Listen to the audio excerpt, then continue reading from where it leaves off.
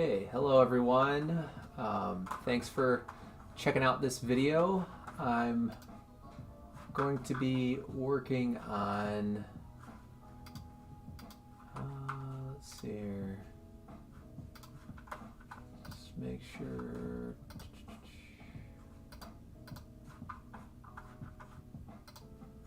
I think we're good to go.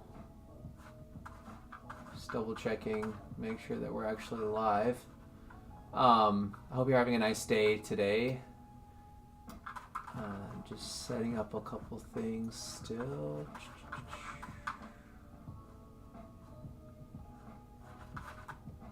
Bear with me here while I get things situated.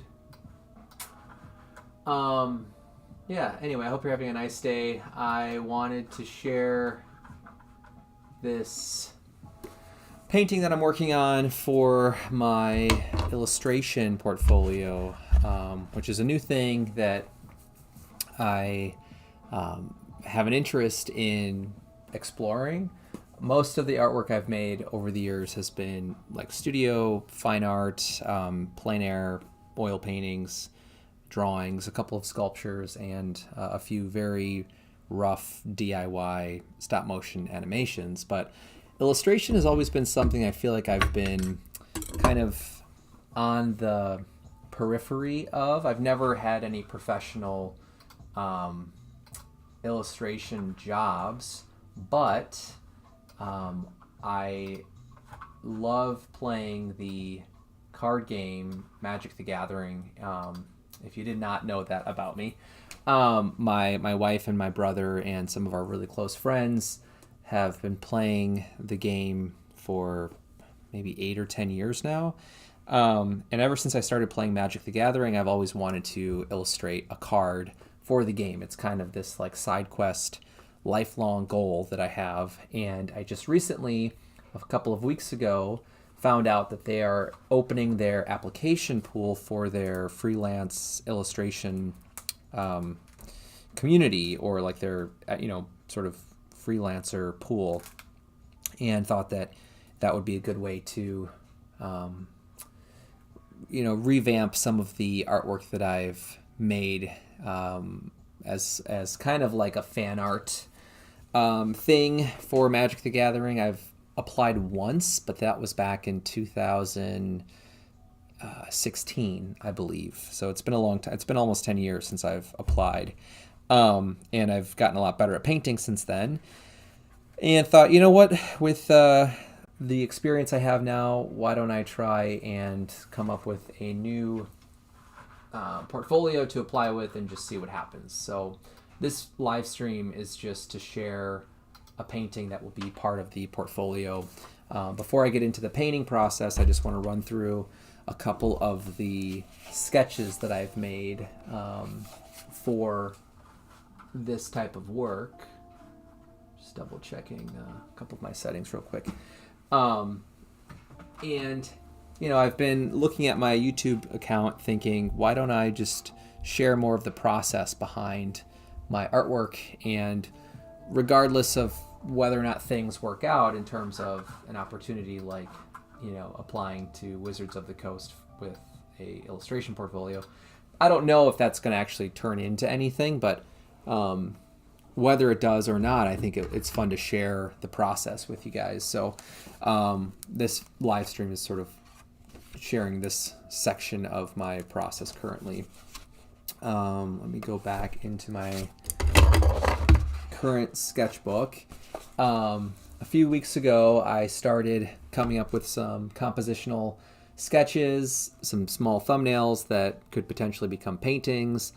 And the first idea is based off of a card that I have that I play with in one of my decks called Brain in a Jar. And the artwork on the card that I have, I really like, and I always thought it was kind of a cool concept. And I like that it takes human anatomy and puts it in this very surreal and strange and kind of unsettling context. And I thought that would be a fun visual to play with. So I did like 12 of these different little sketches and then ended up going off of this type of composition, but thinking about a figure maybe behind a jar that's on a shelf. And so I combined like these two ideas together and came up with this slightly larger, more resolved, developed sketch here in my Moleskine sketchbook.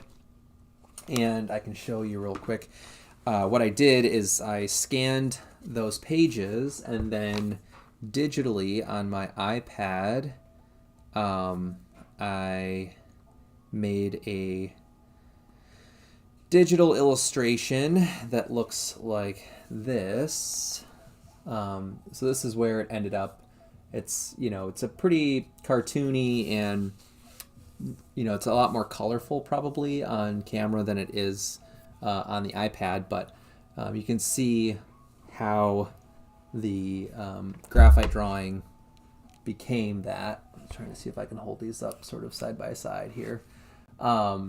So I figured, I can do one or two digital illustrations with my portfolio, and then at least one physical oil painting, and see what happens. So that's what we're working on today, and I'll run through a quick backstory on the painting that I'm working on today so you can see how that came about.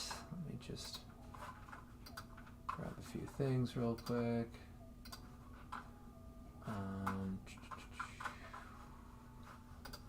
So one moment here while I get things moved around.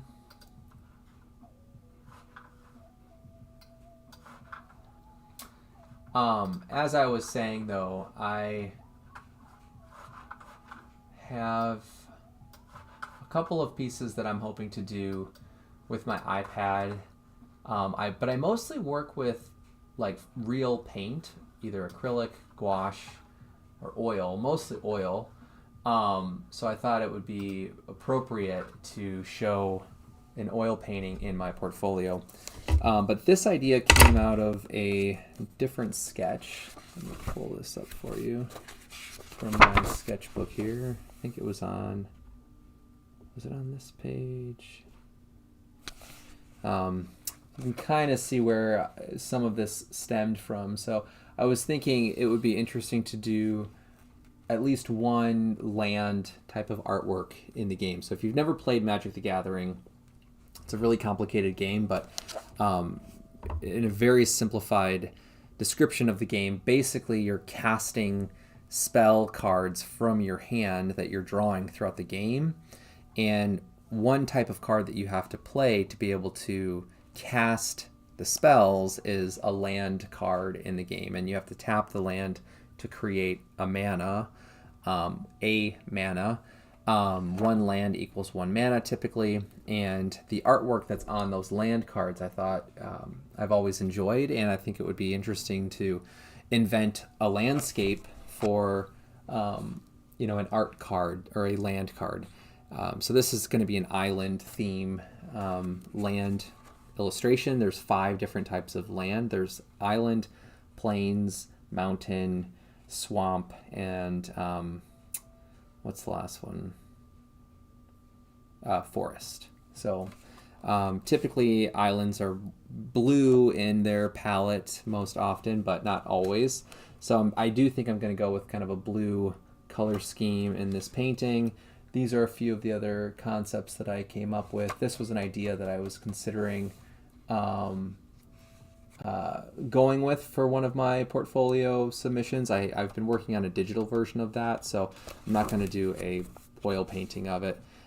This is the idea that turned into what we're looking at here. So it started out as a pretty just straightforward landscape. We're looking at this like waterfall view right before you would hit the cliff of the waterfall.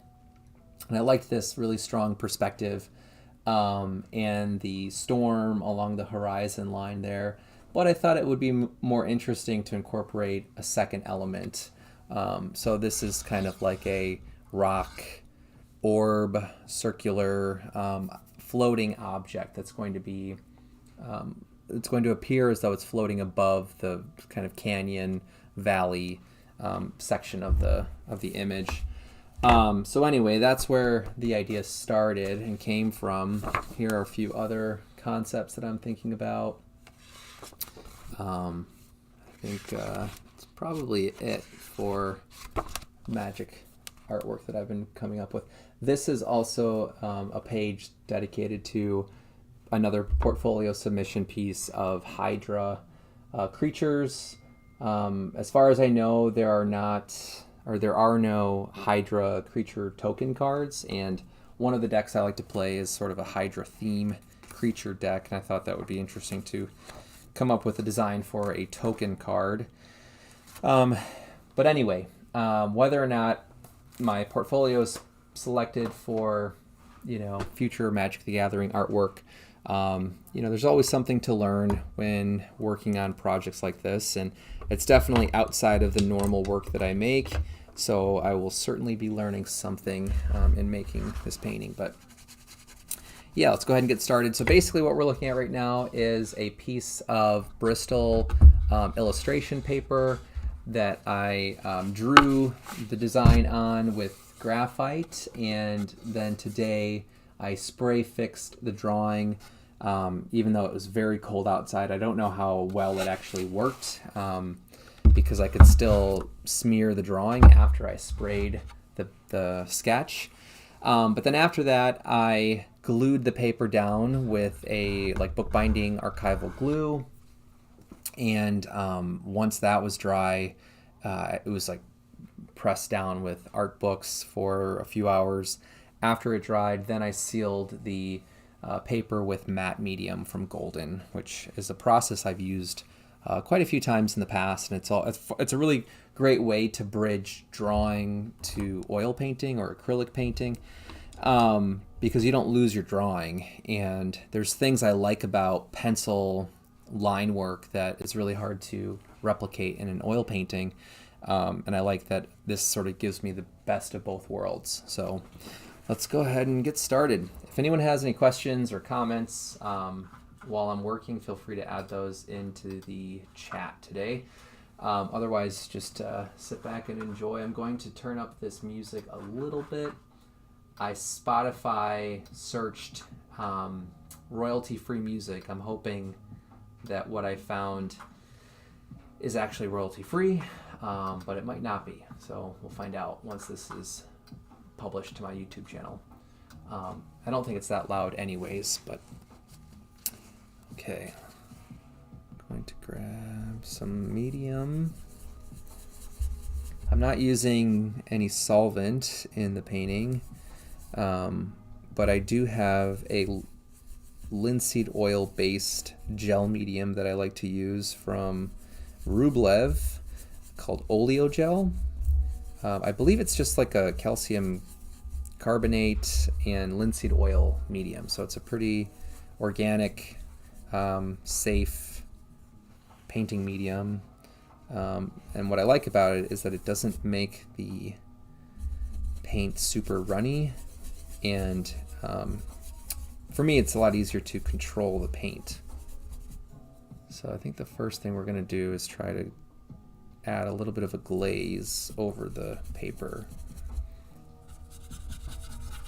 That's pretty gray. I don't know if I like that. I'm using brushes that are already pretty dirty. I was painting a larger piece. I was working on a larger painting today and just thought I would use the same brushes, but there's quite a bit of residue in the hairs of this brush, so it's starting to mix with the colors I'm trying to achieve here. It's a little bit better. I'll lighten it up a little bit. So I'm going in with phthalo blue and a little bit of white. I use titanium white, and I'm just trying to tone the painting, essentially. And then the idea is that I can smear the paint around. I'm trying to be careful not to use a color that's too dark because I don't want to lose my drawing. But already this is going to help unify the surface.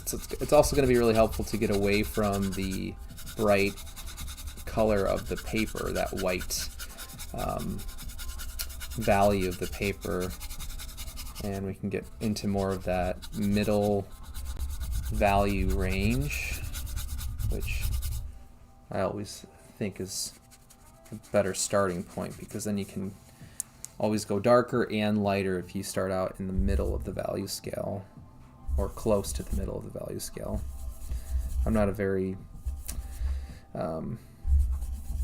like scientific or exact painter. I just sort of estimate things like that, but it's a lot easier to paint if I'm not staring at the white of the paper.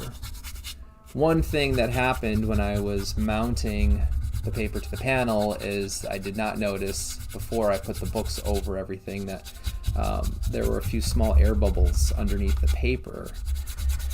Usually I'm better about pressing the paper or the canvas or whatever I'm mounting to its surface and really working out any air bubbles, but because the graphite of the drawing was smearing so easily, I didn't spend as much time pushing and pressing the paper around, so now I have air bubbles in my painting. But I think by the time I finish this painting, they won't be that noticeable, and I think there's a way to still photograph or scan the painting without seeing those air bubbles as much. Part of the reason we're able to see them so clearly right now is because of my overhead light that's, you know, really hitting any texture on the surface of my panel.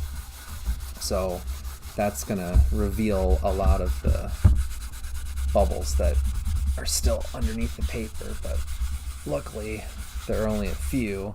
A couple of them I was able to make a small cut right over the bubble and press out the air and then reseal it, but a couple of those areas didn't actually work out that well, so we're still seeing a few of the bubbles. But let's go ahead and push some of this paint around here.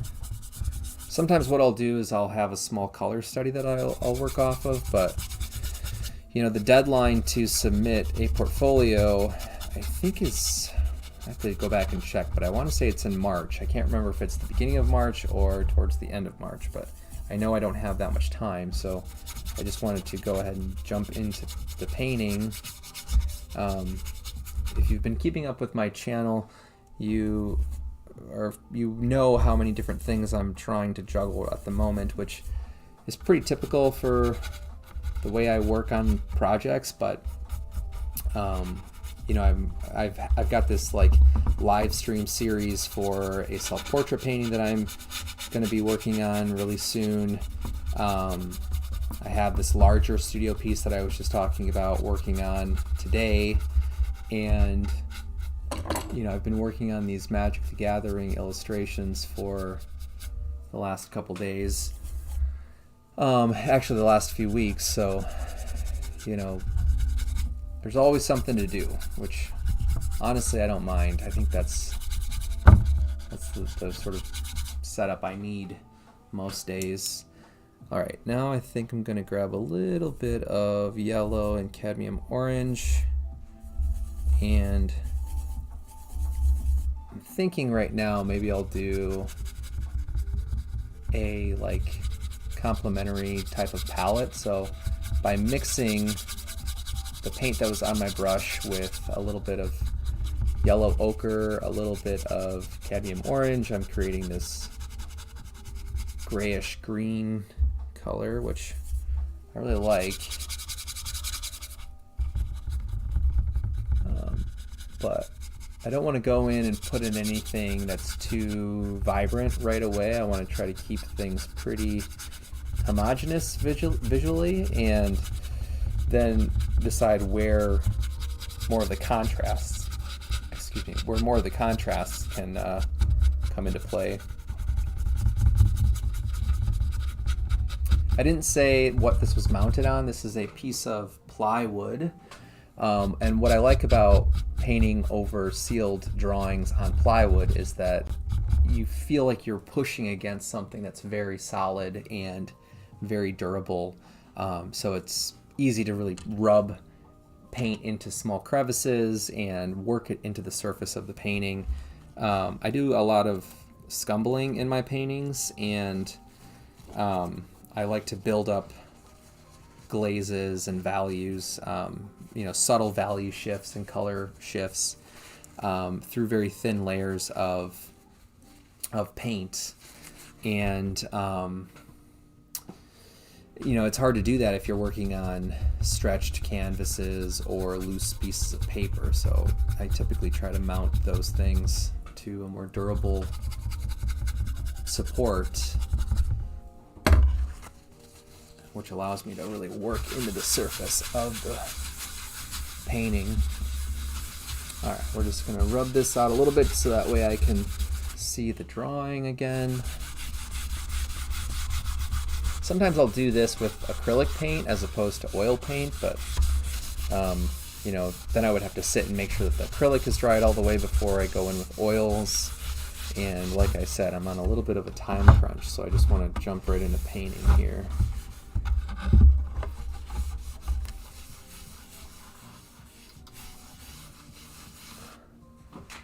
Hey Joe, how's it going? Thanks for tuning in. Yeah, I'm glad you're here. I'm happy that you're able to tune in today. Thanks for your comment. We'll see how the painting process goes tonight. I have a very loose idea of what I want to do in this painting, but a lot of times that's how it goes. You kind of have a few things that you want to try, but other times it's sort of open-ended, and that's what this project is going to look like. So we'll see how it goes. The other thing I really like about going in with a glaze right away on a painting like this is that I can wipe out some of the paint and work more tonally. If for those of you who draw and paint, if you've worked with charcoal, this is a similar type of process where you might tone your paper and then with an eraser pull out some material and work more subtractively in the painting, and you can get these really subtle shifts of light and dark, which I really love. So that's kind of what I'm starting to think about right now, are like these tonal value shifts in the painting. Like, where do I want my bright highlights? Where do I want my darker values or my middle values? Once I have the value structure down, then I can start to think more about colors and zones of colors. So, this is clearly going to be a focal point for this design, and I'm hoping that this is pretty legible in the video, but I have this kind of grassy rock object here poking out of the water, and the thin lines, those thin vertical lines, I think are really going to draw the eye as well. So this is an area that I really want the viewer to come and pause and sit with for a moment. But we'll see how things turn out. I'm checking the chat again. Barbecue with Neil, thanks for tuning in. Hello Canada. Hello from Wisconsin. Hope you're doing well in Canada. Thanks for tuning in. If you're new to my channel, feel free to check out my other videos and live streams. I don't know if people have had a chance to go in and read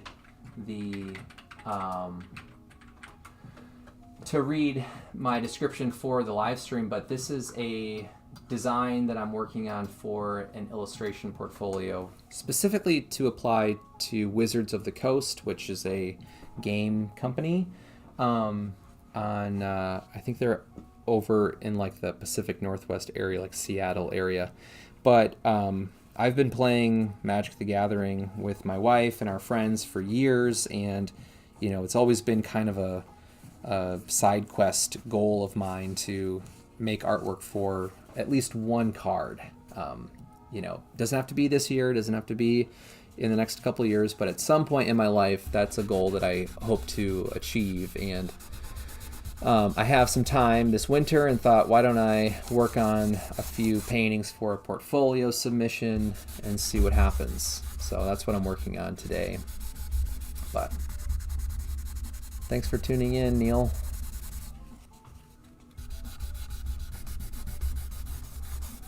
So right now I'm working out some of the paint where this light source, because the idea is that this rock orb shape up in the top right, at the center there's this light source that's like an energy source or some sort of flame temperature thing, but it's illuminating this area that's closest to it on the water. I thought that would be a pretty interesting idea. And I'm thinking about, times that I've painted outdoors from observation and trying to remember what this, like a setting sun will do to, a very reflective, smooth surface that's like water, for example. And maybe if there was a boat or a rock or something that's interrupting that shape of the water, how does the shadow of that object interact with the water, and how does the value start to shift as we move away from that really intense source, like right behind this rocky grass object. So a lot of this is just from imagination. I'm just going to have to make it up as I go along, but by painting from life, it really helps to solve some of these problems, and I'm not working from any photographs, which, for other pieces in my submission, like my portfolio, I might go and research images of water or grass or rocks or things like that, but it's also nice just to kind of work from things out of your own imagination for projects like this. Okay, let's see. I'm gonna try to grab a little bit more paint here to start to put in some of the darker values and really figure out what the color relationships are going to be, and see what happens here. I'm gonna grab some ultramarine blue, phthalo blue. I think I have a little bit of dioxazine purple on my palette still, so this is a very warm, cool color that I think would make sense to have at the closest shadow area in the design. So I'm going to start by laying this in here in the foreground, and then as the landscape starts to recede back in space, I will create a more blue and less saturated version of my palette. Thanks for the compliment, Neil. I appreciate that. But I think everybody can have their own passions, right? And find something that really excites them. And it sounds like maybe you're into cooking and barbecuing based off of your name, your account name there. And there's a lot of creativity that comes with cooking too. It's sometimes I think about, if I wasn't a visual artist, what would I be doing? And I think cooking is another art form that I could see myself enjoying. And part of that, I think, is also because it's a bit more collaborative. If you're in a kitchen, you have a team of people that you get to work with, and that's probably one of the hardest things that I struggle with as an artist, is finding community and sharing my process, and just finding inspiration from other artists. I think you have to really go out and find those opportunities. When I was in school, it was nice because you were surrounded by students who also shared a lot of your passions and experiences. And coming out of school, that's always one of the biggest challenges I hear from seniors in colleges, and professors will talk about this a lot too. And this problem that you have to solve of finding and building community, and it's easier for some people than other people, but a lot of it, I think, boils down to where you live and who's in that area. I'm pretty fortunate that I live north of Milwaukee in an area where there's quite a bit of support for the arts, and because of that, a lot of people, especially people who are retired, and have the time and the resources to take on painting and drawing and other creative pursuits, there's a lot of resources in this area, which is really nice. But and I'm fortunate that I kind of fell into this community after graduating from grad school and moving back to Wisconsin. So I'm already starting to think about that sense of atmosphere and perspective, right? Like, as we move back, one thing that I'm going to try to be pretty conscious about is the contrast between different shapes and different areas of depth. I'm also thinking about this storm front that's giving us this really nice diagonal coming off of the horizon line. But right now, when I made the drawing, that value of that shape was really, really dark, and I don't know if that's the value that I really want the painting to have. And this is another reason why I like working over drawings, is because you can use the drawing as context for changes that you might want to make. So I can go in and paint a color that's pretty similar in value if I want, and start to soften this shape, which is something that I knew I wanted to do pretty early on. This is a fairly purple color. There's a little bit of alizarin permanent in this mixture here, and I think I'm going to grab more of a raw umber, and neutralize this a little bit, and maybe make things slightly darker. Pretty happy with this color right now. I'm definitely just thinking in terms of blocking in big shapes at this point.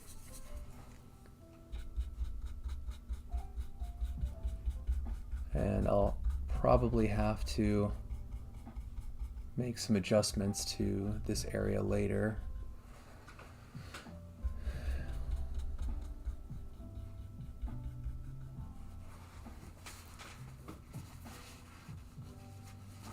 I think it would be interesting if the foreground was pretty dark in value. That would be a bit more dramatic. So I'm going to think about color, probably ultramarine blue, maybe a little bit of alizarin. I'm trying to think about the logic of light here, right? If light is emitting from this source and moving outward like that, the top plane of water here is going to reflect a lot of the light that's coming from this light source.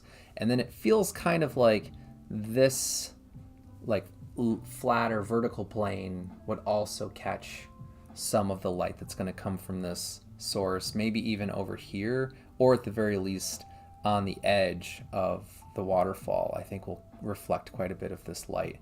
So I feel like this top plane over here, and maybe like these two areas on the sides of this top plane, could have a darker kind of cool color.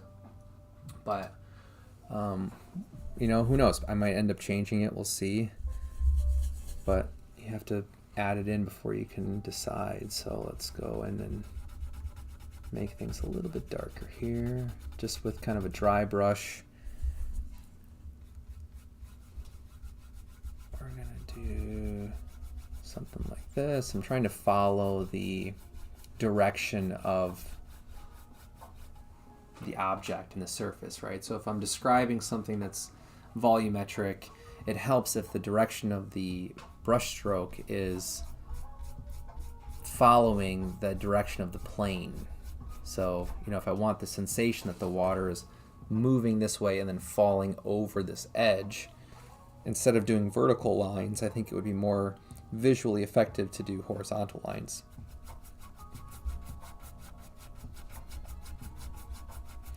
Now I can always wipe some of this out if I want to get back to a lighter value, but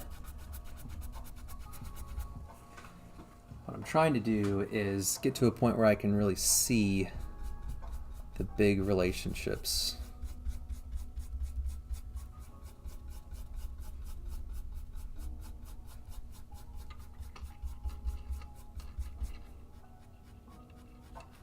when I was drawing, took a long time to get to the point where I ended up in the drawing, but some areas came really quickly and easily. Other areas I struggled with and had to keep redrawing over and over and over again. And this line here was one of the more problematic parts of the drawing.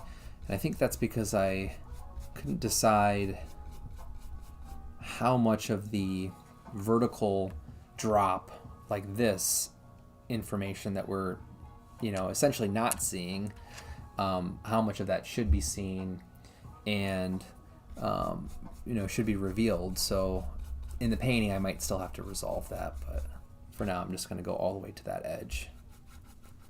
Checking the chat again. Joe is asking. I don't really use fan brushes when I'm working on my paintings. I think I have one or two small short handle fan brushes, but sometimes I'll use them to soften my gesso or my oil ground, but that's typically the only time I use my fan brushes. I like these synthetic filbert brushes. They usually work really well for giving my marks a pretty organic edge, and that helps me to soften, especially if I'm painting the figure or anything that has a lot of volume, three-dimensional volume. Thanks for stopping by, Neil. It was nice to chat with you through the video, and hope you'll come back and check out my channel in the future. Take care, and thanks for tuning in.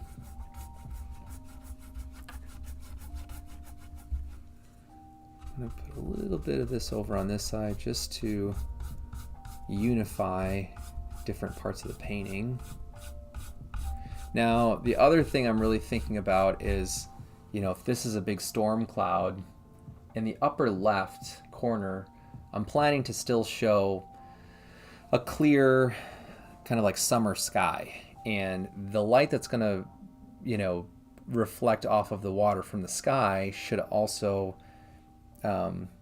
inform what happens to the local color of the water on the left side of the painting. So I'm just going to do a light dry brush effect over here, and then I can work on top of that to mimic whatever color I choose to make the sky, and that'll help tie things in here and just give the painting a bit more of a believable sense of light.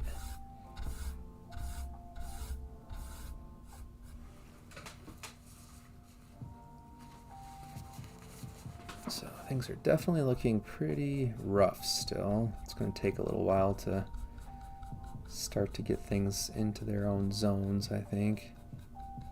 When I'm painting, especially in plein air, I will often try to stay pretty muted, at the beginning of a painting, but because this is from my imagination and, it's more of an illustration, I think in my mind, I'm thinking, well, what if I start with more of the local color of the object, and then I can think about the conditional effects of light on top of the local color, as opposed to painting from observation and like where most things in life are very muted.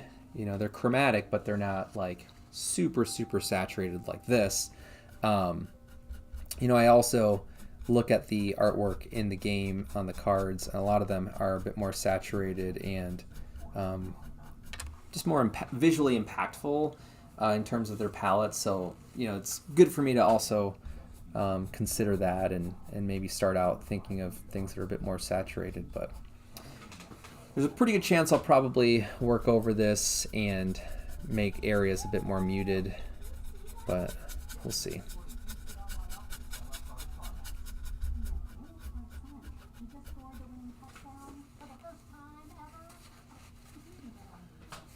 All right, I think now I'm going to go into this area and just kind of play around with some sort of color or idea for what the sky could look like. I like this idea of doing a complementary palette color scheme, but I don't know how extreme I want my blue and kind of like orange hue to be. I think it would be better if things were a little bit more subtle.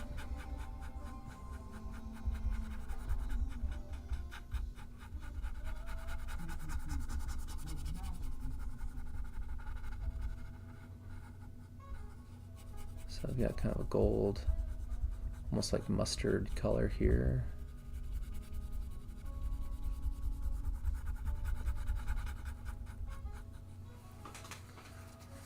Step back.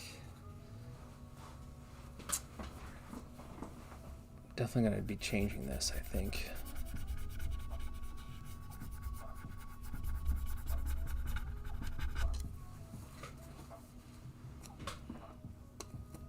And some of these brushes I'm using are pretty old. The like ferrule part of the brush keeps popping off of this one, but you know, I like the way the hairs feel, so I can't toss that brush up yet. I'll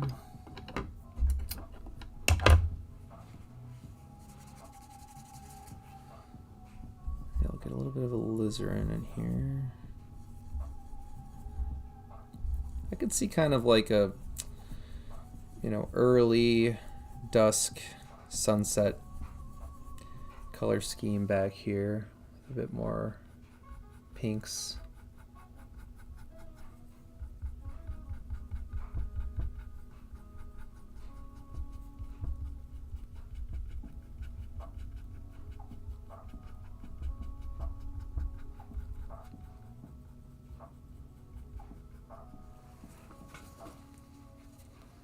And then maybe more of a bluish green at the top. Let's try that, see how that looks.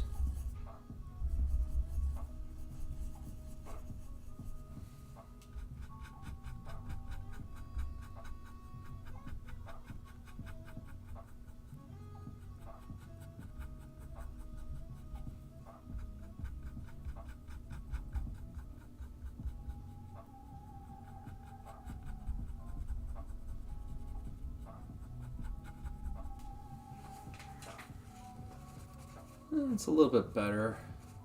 I feel like on screen it might be a bit more saturated than what I'm seeing, but I think that gradient would be pretty satisfying. Now I'll grab some of this bluish gray here for our rain that's coming off of the clouds.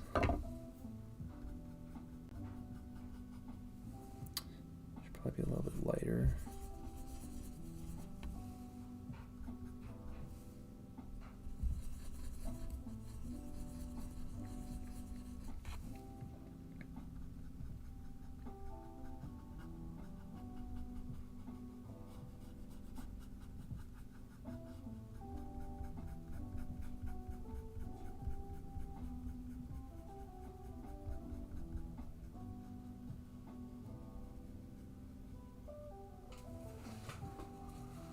It's starting to feel kind of like rain to me.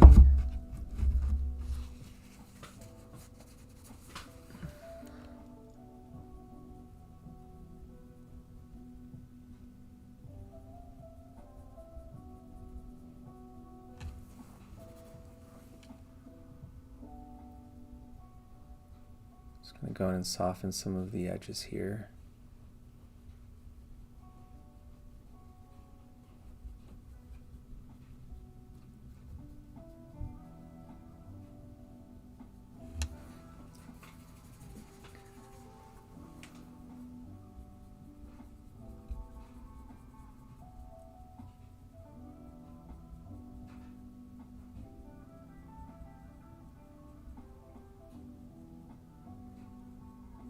One of the things I really like about painting from imagination like this is that I can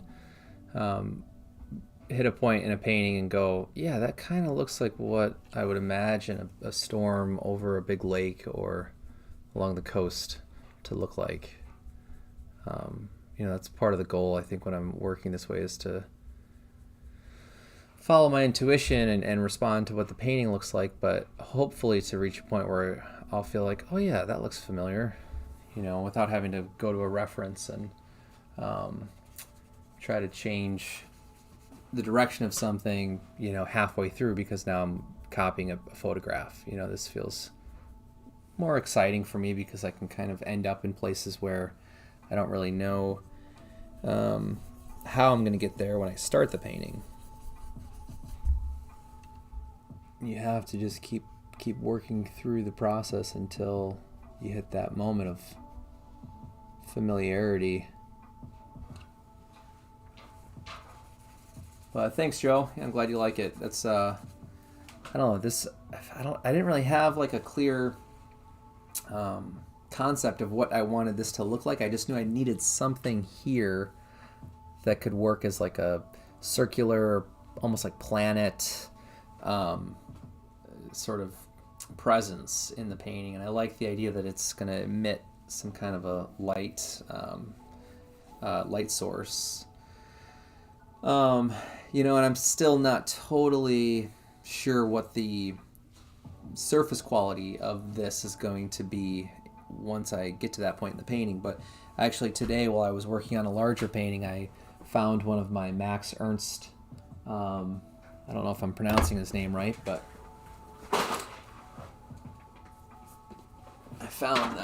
under a pile of other books, I found my Max Ernst little book I bought from a used bookstore a while ago, and I feel like he's got some really cool visual languages for texture and otherworldly information, stuff that feels like it should be from planet Earth, but it also feels like it's somewhere else. And that's definitely what I want this to kind of communicate, is that feeling of familiarity and like that surreal, uncanny feeling. I love stuff like this, So whatever I submit for my Magic the Gathering portfolio, I think I definitely want to stay kind of in this realm of surrealism. But yeah, I was looking through, I love this painting. I was looking through this earlier today. So he's fresh on my mind right now, which is kind of cool. It's fun to have some artists kind of chatting with you in your head, in the back of your mind while you're painting sometimes. So, it can be dangerous if we spend too much time, I think, looking at someone's work. But every now and again, it's nice to be reminded of, what we like and why we like it. All right, let's see. Maybe I'll put a bit more color into this. I want this to feel like it's really glowing. I'm trying to think if like a green or a purple. I'm trying to figure out what hue I want this to be. Maybe I'll just start out with kind of a greenish color, like a phthalo green. I'll put that in and see if I like it, and then I can always wipe it out if I don't like it. Yeah, Joe, this is definitely pretty different than the plein air stuff. I recently decided to, go back through my 2 Instagram accounts, and I've been debating doing this for a long time, probably the last year and a half. I made 2 different plein air, or 2 different Instagram accounts, one for my studio work and one for plein air work, mostly because I was meeting a lot of people through plein air events and opportunities, and I thought, maybe it makes more sense to have one one separate portfolio of just plein air painting, and then another portfolio with studio work. And then 2 years ago, some of the plein air pieces I was making were using sculptures and objects that I had built, intending to paint them in plein air, like staging things outdoors that could disrupt the environment and maybe start to pull in a bit more opportunity for narratives in those plein air paintings that I was making. And then I did that for a few months and started to realize, there's not a whole lot of difference between what I'm interested in doing in plein air versus in my studio. And it didn't take long to start to regret making the 2 accounts. So just this week I decided, you know what, I'm going to, at some point in the near future, deactivate my plein air Instagram and then just use one account. Even though I feel like my plein air account is more recent, I think there's a bit more posts in the last 2 years on that account. The other studio account I've had for much longer. I think that was my first Instagram, and I started that when I was in college. So it's nice to have a longer archive of process and ideas, and allowing people to really see the different phases of process and inspiration. So I decided to keep that one. But part of the reason I bring this up is because I want things to all be more connected, and I feel like I was looking at my own work through the context of like marketing and branding and trying to build an audience and trying to find a community of people, kind of falling into the traps of social media and branding and that sort of mindset, and thinking, oh, maybe if my profiles are more cohesive, that'll be a strength, even though that to some extent didn't feel true to the way I work as an artist, where, I like plein air painting for a lot of different reasons, and whether I wanted it to influence what I was doing in the studio or not, it did, and vice versa. What I was doing in my studio eventually kind of found its way into my process outdoors, like you're saying with the mirrors, taking objects that can transform the environment so that what I'm looking at feels one step removed from just observing the landscape. I think there's something about that interruption or that disruption that definitely feels interesting, and ripe for, I don't know, playing with different themes, and really thinking about perception in ways that,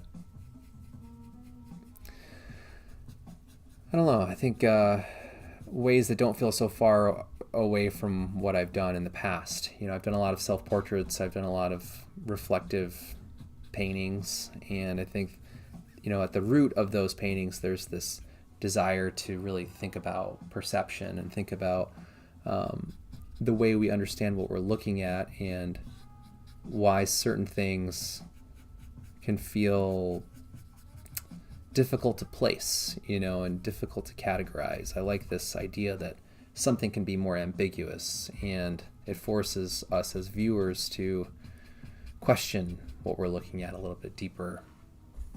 But I think this is where wanting to pursue a little bit of a illustration type of path on the side to my studio and plein air work, I look at that as an opportunity to fulfill this dream of illustrating a Magic the Gathering card, but also as an opportunity to learn to, take creative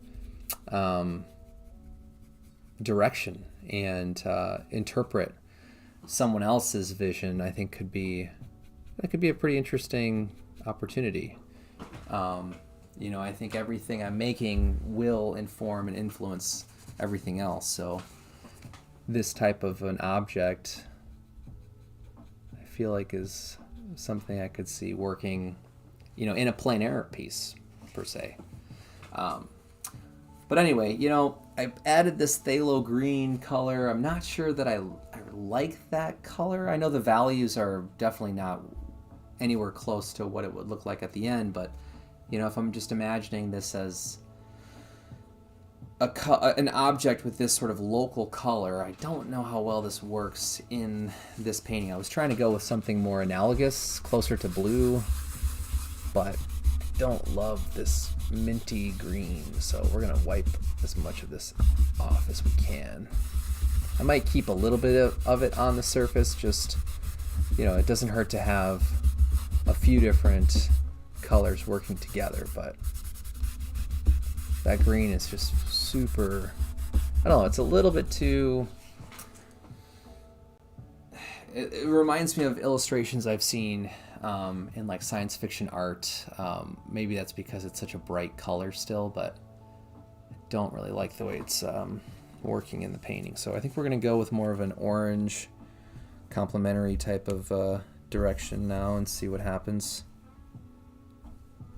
Maybe even a little bit of a pinkish purple or a pinkish orange color. Let's try this out.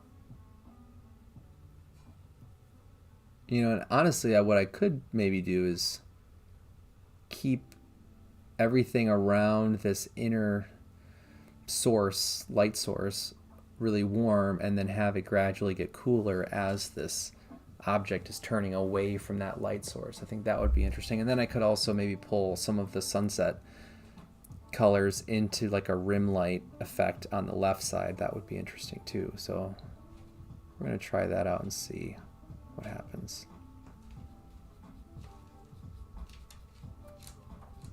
So this mixture that I'm putting down right now is burnt sienna, a little bit of cadmium orange, and a little bit of alizarin permanent. And it's pretty dark, which is honest, maybe that's okay, honestly. I'm just gonna scumble this around here.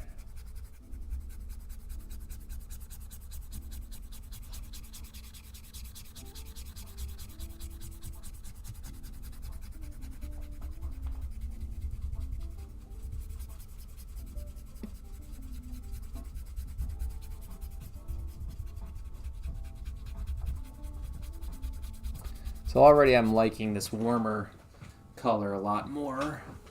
I think it needed to be on the other end of the temperature spectrum because it is such a different object in the space. So I think we're going to keep this idea and follow this for a little while.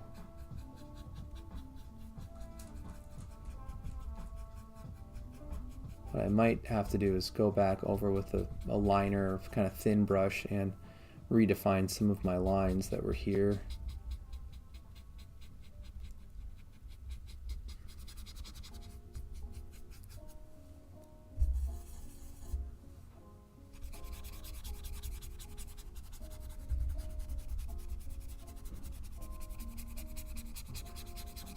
That green underneath this is actually helping, I think, make it feel a bit more volumetric. It's kind of like the, I think it was like a Renaissance painting technique where artists would do like a value version of their painting in green, and then once that was dry, they would glaze over that with their flesh tones, and that green base layer would, you know, really activate the contrast of the warm and make the figure, the body, feel even more alive and fleshy, just more complex. And I think that was an easier way to also pull into some of the shadow sides of the figure. That's my guess.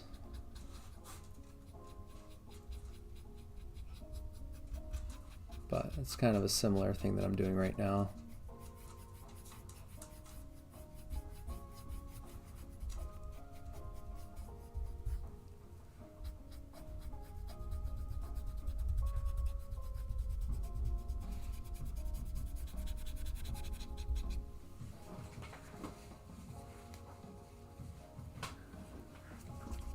Okay, so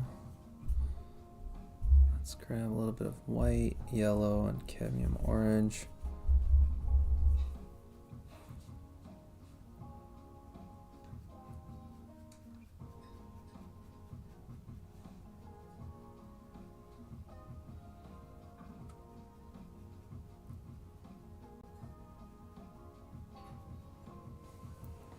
Could also see, could also see maybe like a pink, like a bright pink color, but I'm gonna leave the yellow there for now.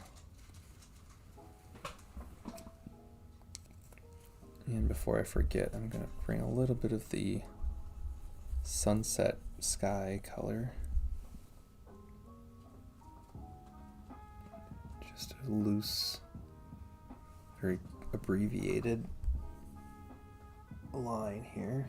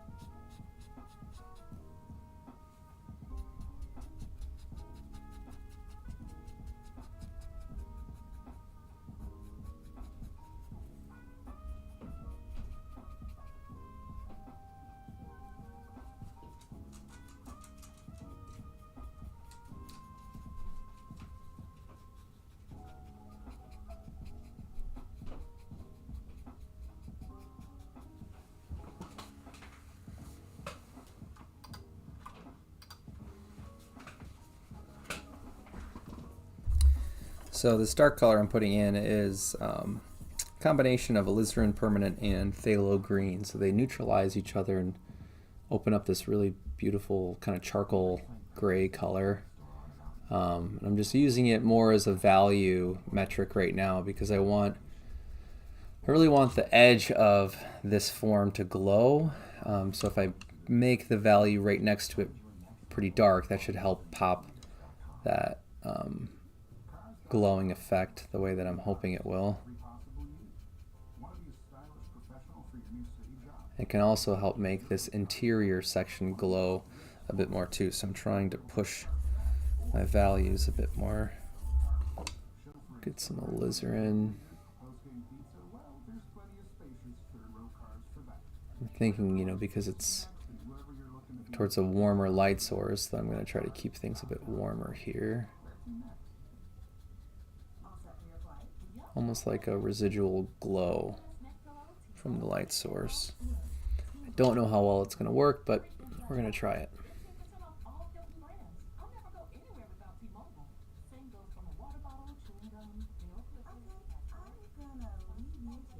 Find out how you can experience travel better at T-Mobile.com/travel.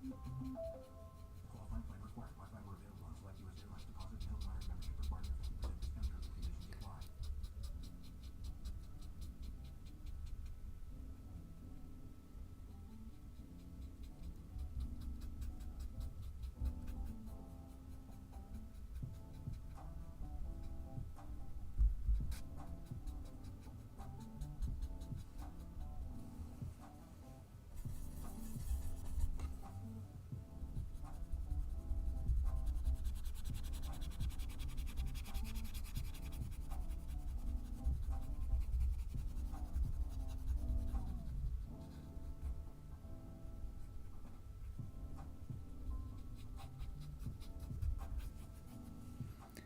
I think I need to get rid of that phthalo green ring that's in here.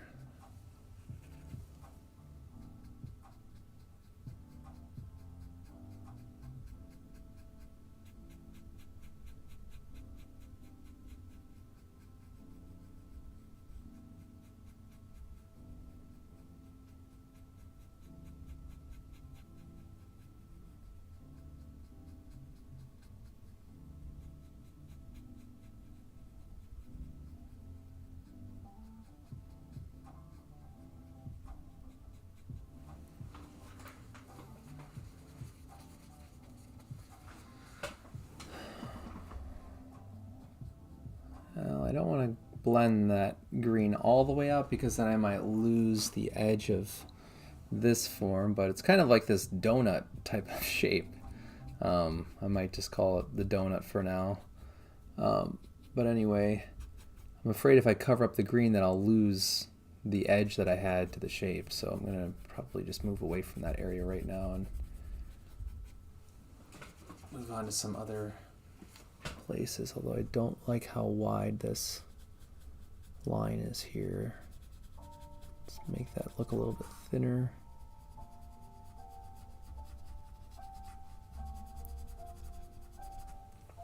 I'm going to see how much I can get done with this size brush that I'm using currently before I break out any thinner, skinnier brushes. Okay, let's see.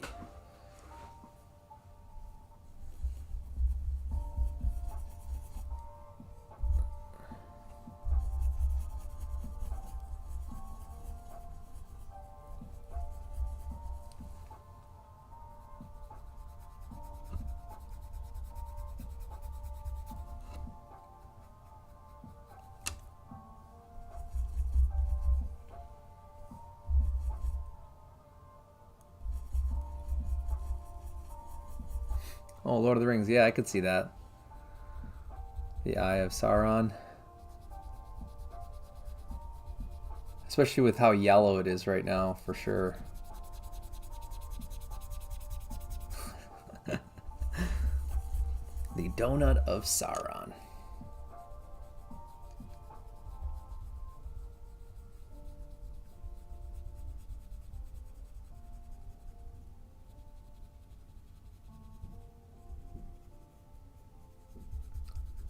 Well, so far I like this salmon color that I'm putting in right now.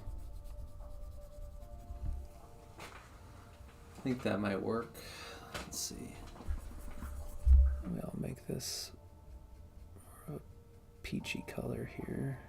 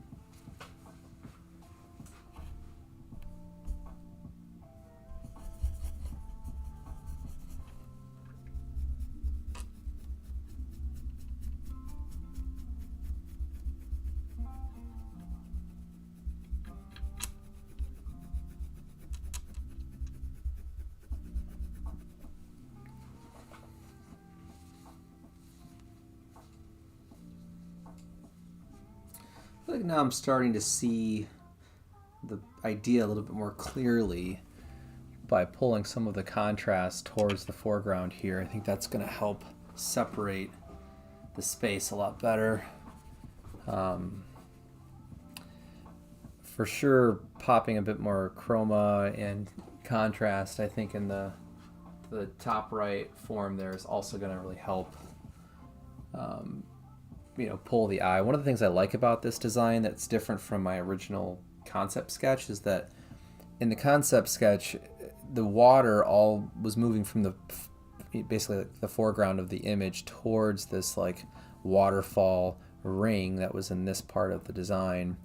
And I was going to do that for this, but then the ratio of my sketch was a little bit more square than this ratio, which is this is the right ratio for the artwork on the cards. So I had to squish everything, and I just didn't like the relationship of the height of the kind of like canyon shape to the water in the foreground. So I decided to pull the canyon idea towards the front bottom border of the image, and I like that happened because it creates this more interesting zigzag effect through the design, and there's a few different angles that are working against each other in a more interesting way. I like that this creates a bit of a triangle effect over here. I like that these two are not parallel, but then other lines are a bit more parallel or angles. And I just like the proportions, the relationship of the proportions of space, like this grayish blue shape right here, just like a satisfying amount of space compared to a large shape here in the foreground. And honestly, I was a little bit unsure if I was going to like this once I started painting, because it felt like there's supposed to be more of this object in the image, but I think it's also on the other side or other hand, it's a bit more mysterious. I think if we're only getting this like bottom half or bottom quarter of whatever this object is, and it keeps a bit more of the focus on the landscape. So I don't know. I like where it's going. Let's grab some darker grayish blues here and push some of the contrast.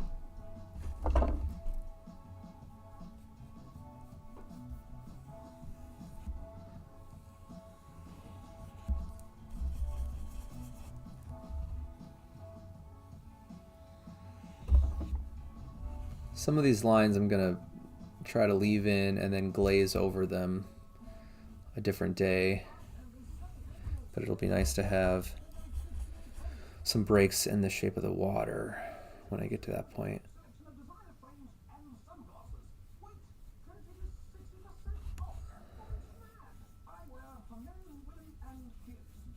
This is how I would probably this is how I would paint hair too if I was doing a portrait, especially a large scale portrait. I would probably think in these layers where I can do a pretty wide line, and then once it's dry I can go over it later, and I can soften the contrast by doing a glaze over the area, and bring in more detailed thin lines with a different brush.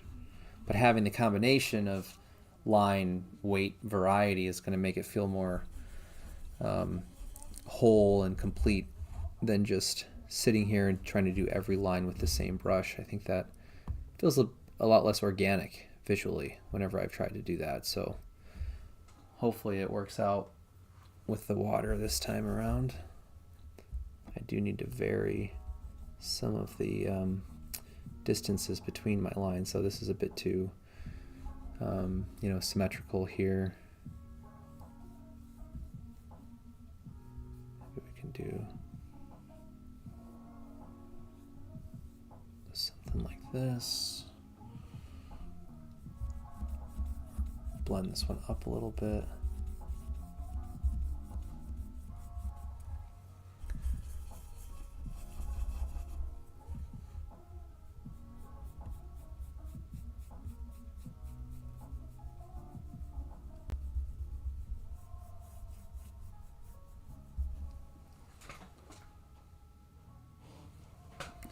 Yeah, I like how that's going. I like how that looks now. Let's see, maybe I'll do the same thing over here.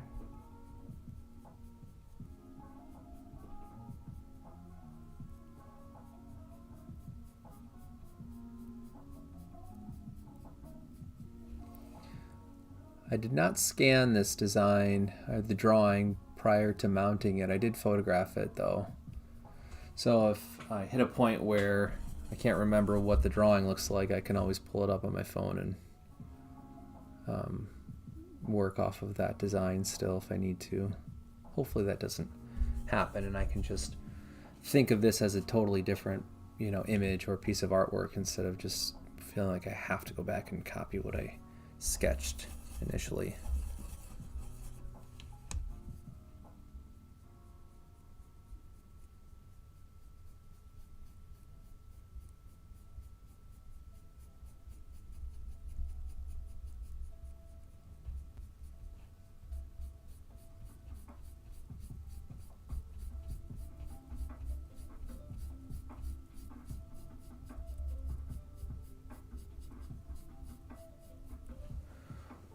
One thing I would like to try to do is, and I've seen other artists do this, where they'll make a drawing on paper and then scan it or photograph it and then print it out, and then they'll paint over the printed version. The reason I haven't tried that is because I don't have a very good printer in my studio or at my house. And if I was to order a print and paint over it, I just don't know. I'd have to ask about the paper that's being used, and probably the ink. It'd have to be like a giclée type of print, I think, so that the ink doesn't fade out underneath the painting. If the drawing is still visible, at the end of the painting, I think you'd want to make sure that the ink was archival. But someday it would be nice to have that as an option, because then I could always mess with things digitally and then use real paint again, scan it again, and kind of in a cyclical kind of motion develop a painting where I just feel like I have more options in the process.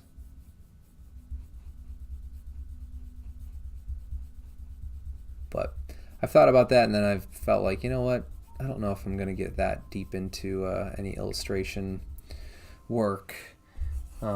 It would be nice to know how to do in case it was something I was going to teach if I was, teaching somewhere and that came up. But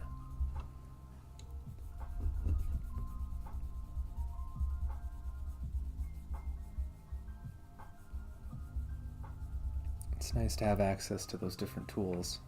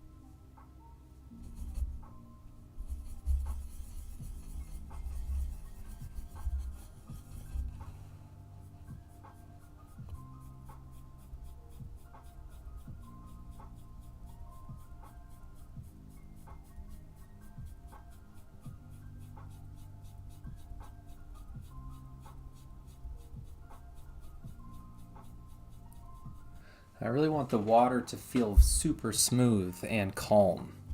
That's one of the initial concepts that I was thinking about when I made the thumbnail. It's like if the water looks super glass-like, I think that creates a space that feels very serene and just very calm.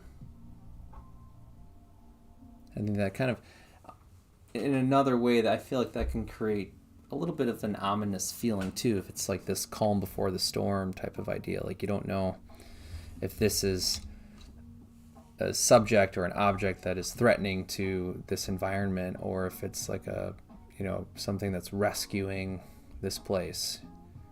I kind of like that it's sort of in the middle. You get to decide.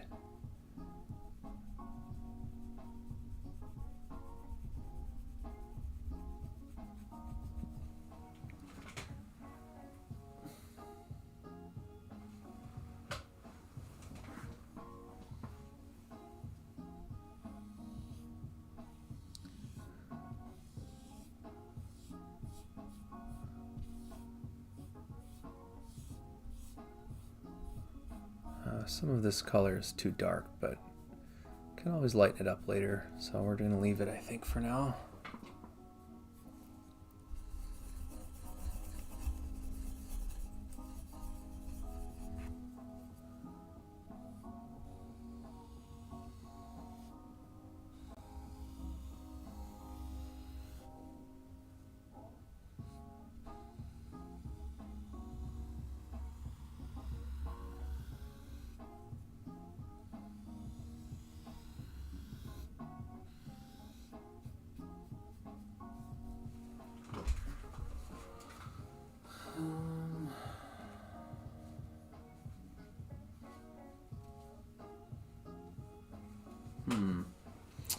Well, I think I probably should work on our Sauron donut object here a little bit more.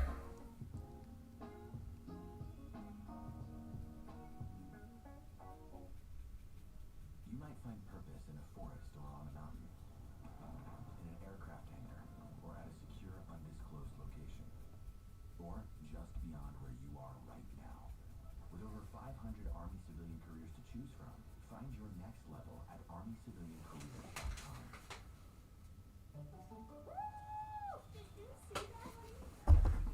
Instant online offer to sell a car to CarMax. No, that's not.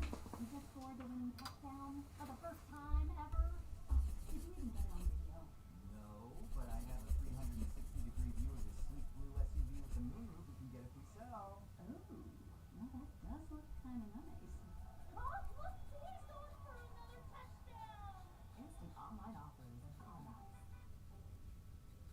All set for your flight? Yup, I've got everything I need. Eyeglass, neck pillow, T-Mobile, headphones. Wait, T-Mobile? You bet. Free in-flight Wi-Fi. 15% off all Hilton brands. I'll never go anywhere without T-Mobile. Same goes for my water bottle, chewing gum, nail clippers. Okay, I'm gonna leave you to it. Find out how you can experience travel better at T-Mobile.com/travel. Qualifying plan required. Wi-Fi where available on select U.S. Airlines. Deposit and Hilton Honor membership required for 50% discount. Terms and conditions apply.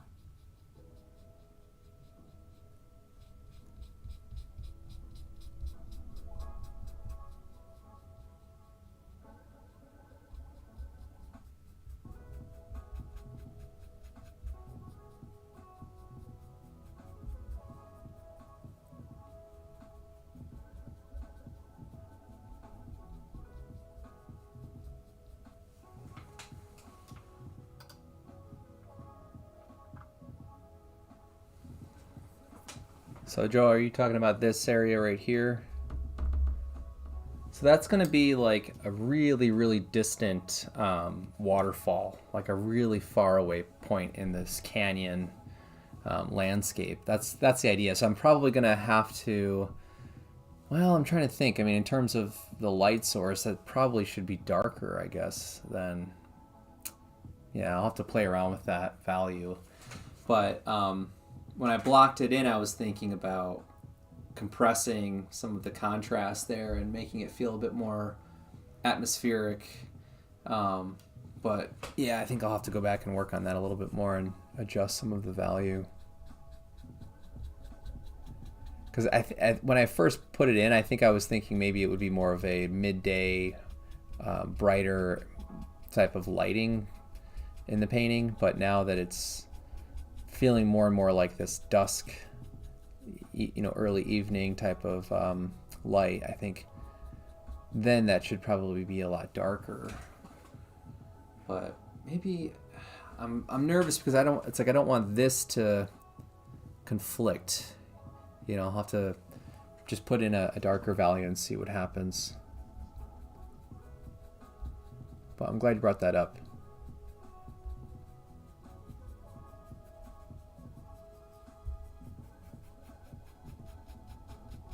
Because if the light is coming from, you know, this area in the horizon, then that flat plane of the waterfall way off in the distance there wouldn't be receiving any of the light, so it should be darker. And I'm thinking it's really far away from this object too, so you know, I'll have to, I guess I could probably do like a really dark gray, maybe just leave it less chromatic. It might still read as this type of like canyon wall waterfall, but hopefully it reads like it's really far away still.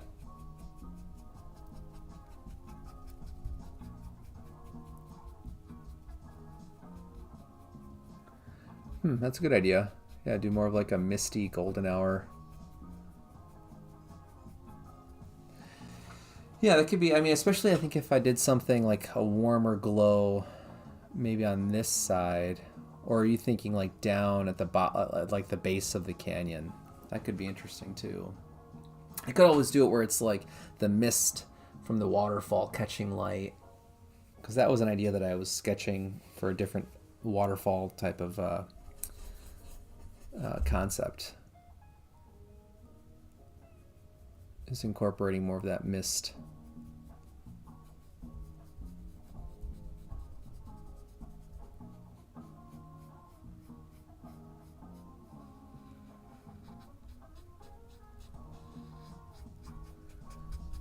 At this point, I'm just doing a base layer on this whole shape, and then I can always push the values around.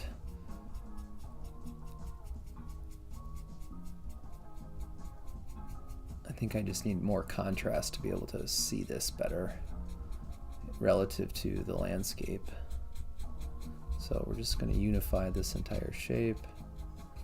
Probably could use a bigger brush for this, but you know what? It's too late. Let's see.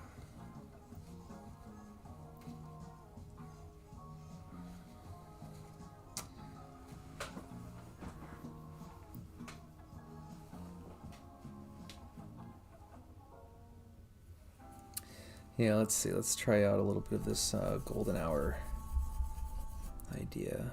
Just see how it looks. Kind of a peachy color here.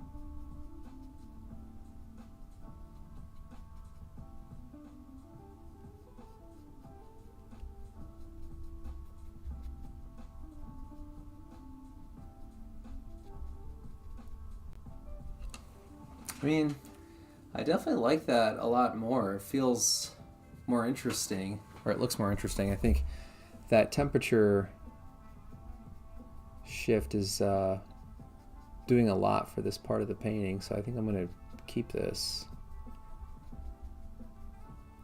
I could have it more chromatic at the top and get less chromatic towards the bottom too. I think that would be helpful.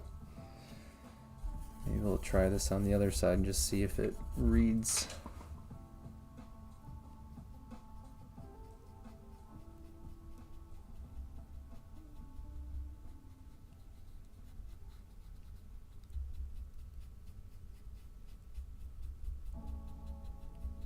That's a good idea.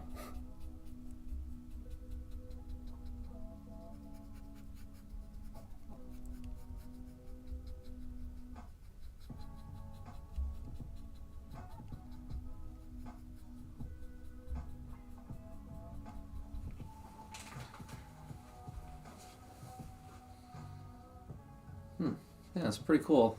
I think that'll work. Maybe I could even carry over this color as like the horizon line effect too. Because I was trying to figure out what I wanted to do for the horizon.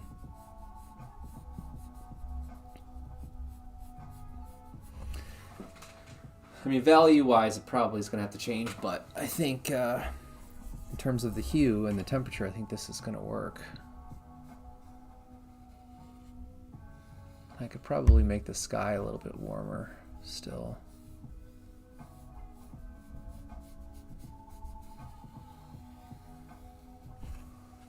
Huh. Yeah, actually that reads really well, like that separation of plane way off in the distance. If that's catching a lot of light, and this feels like we're really far away from whatever's off in the distance there, I think it like this can have its own sort of lighting moment happening separate from what's in the foreground here. Yeah, that's a good idea. Maybe I'll push some of the values in the foreground real quick too, actually. So I'd like this to be pretty dramatic in the foreground, so let's try to darken some of this. You know, I don't know, I mean, maybe at the base, this could have,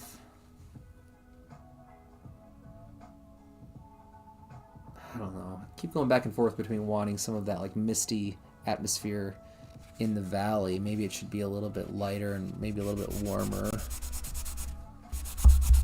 And I could save this really dark value for these top planes on the water that's falling over.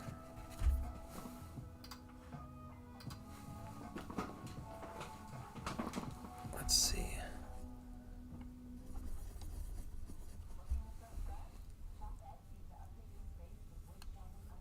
So what does this do?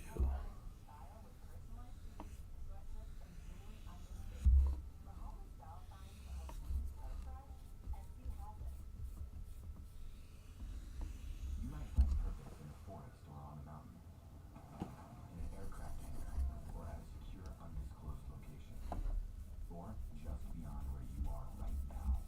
With over 500 Army civilian careers to choose from, find your next level at armyciviliancareers.com. Time for a relaxing bubble bath. Sir, you can't use our bathtubs. But Carmack says test drives. Why can't you have test baths? Because this is a home improvement store. Why? Yeah, just like Leonardo. Yeah, actually, I just was at the library 2 days ago and picked up a book on Da Vinci for a self-portrait painting that I'm still designing and working on, but that sfumato effect, I really love that glow that you can get by doing these really thin layers of scumbling.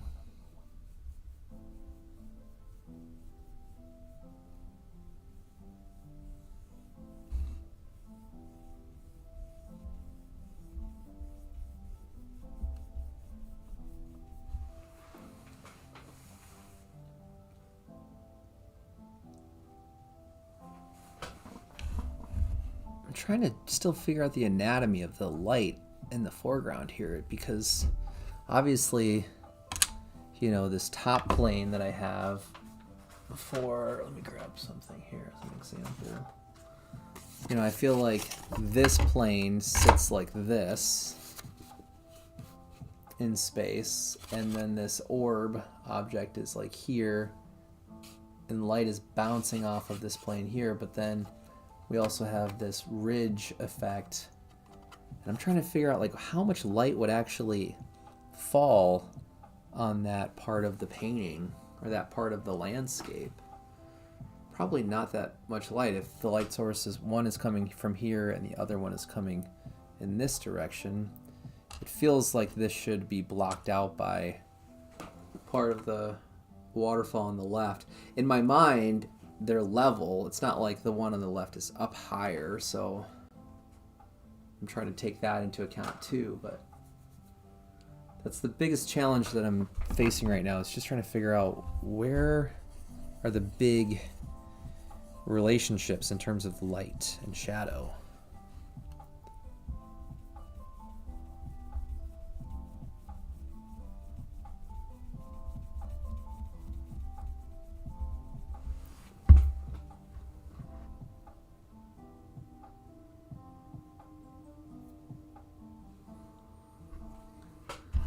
I definitely think that this could be darker too.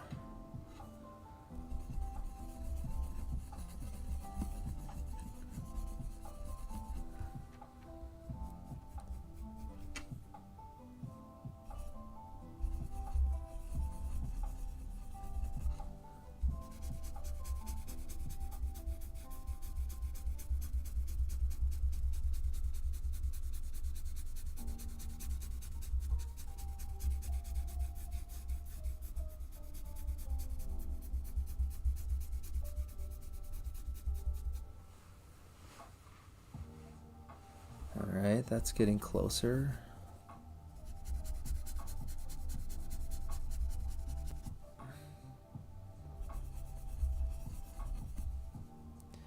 My biggest concern right now is just trying to get things to feel like they're connected in the same space.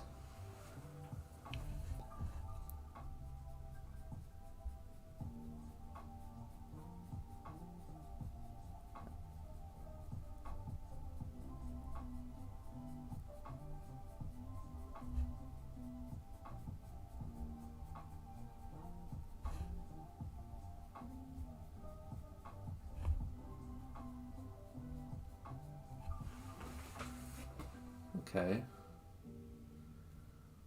I like what that's doing. I also feel like maybe light would bounce off of this form and reflect onto this one. So I'm going to try to put a little bit of a warm glow on this side and see if that starts to read well.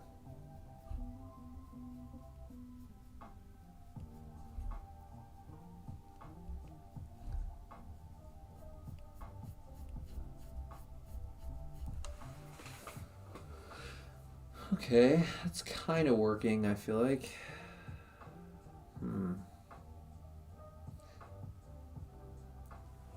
What I really like right now is that it feels like the foreground is getting closer to us and the space is opening up a lot more, so that's good.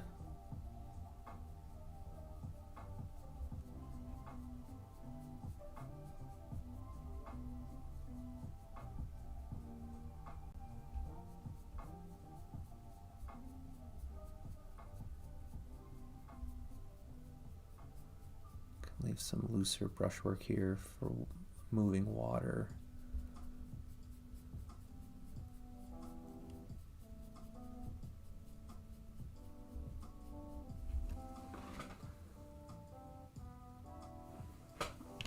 These are a little too similar though. I should probably vary this a bit more.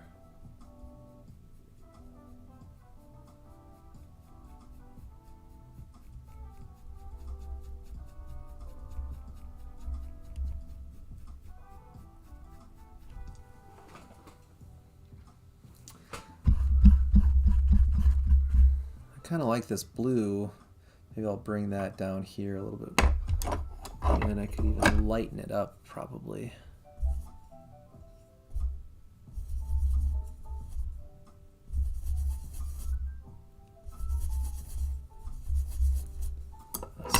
Oops, I keep knocking my brushes over.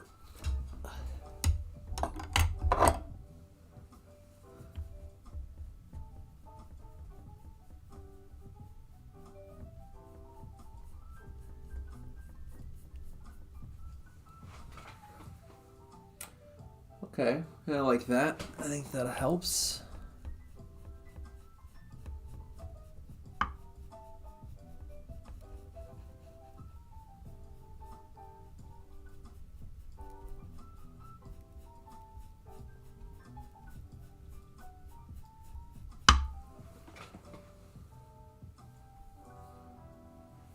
It's easy to get carried away with the phthalo blue right now, but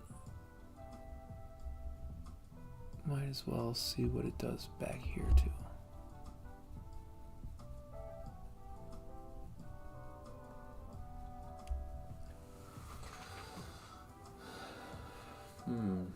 That peach color on top of the water over here feels a little out of place now, so maybe I should mess with that. It's probably just too uniform, too much space, too large. Maybe I should break that up a little bit. Let's see if that helps.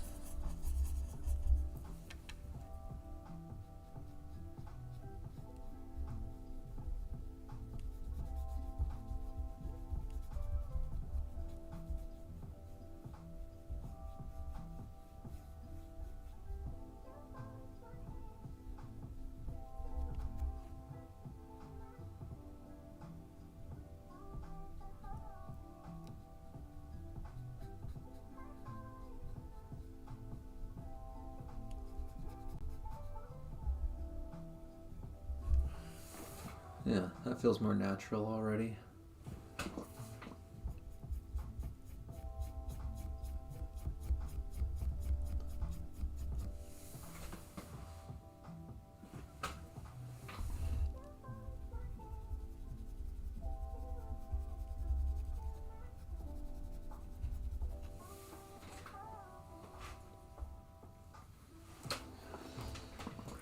Alright, let's also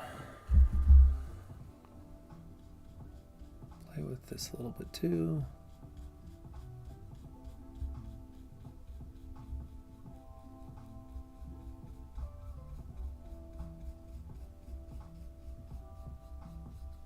And I really screwed up my matte medium in this area. There's quite a bit of texture there that wasn't intentional. Usually I'm better at getting a smoother surface, but probably was just brushing for too long. You know, once it started to get tacky, I think then I started to leave these more textured moments. But for the future, I'll have to keep that in mind. Maybe even in the future, I'll just work on a gessoed panel instead of paper. I don't know. I like the drawing still, but could always just do a transfer drawing, I guess. Or in a secure, undisclosed location. It could be just beyond wherever you are right now. With over 500 But this was all unintentional. Alright, let's also move over to our sky area there. But CarMax has test drives. Why can't you have test baths? Because this is a home improvement store. Why is the water purple? Did you bring your own bath bomb? It's a little too And are dark. those scented candles? I needed the full experience. Once you experience CarMax, you won't settle for anything less. Shop online, see it in person, visit CarMax.com. So, I heard you guys are redoing there. Yeah, now we got AT&T fiber and wireless. We're connected everywhere. Even out here at our annual barbecue, more like barbecue. It's a nice little detail. It really is. Anyway, I gotta check on this rapper baby back here. You can find it, huh? Yes, you can. Live like a billionaire. Go all in one and have connectivity anywhere you go with AT&T Fiber plus wireless. AT&T Fiber. Limited availability, select areas.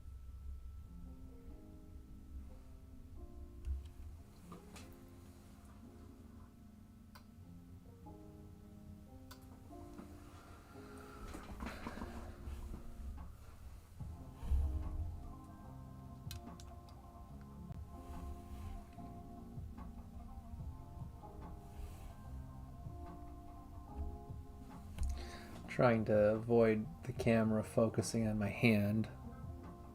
Let's see if this helps.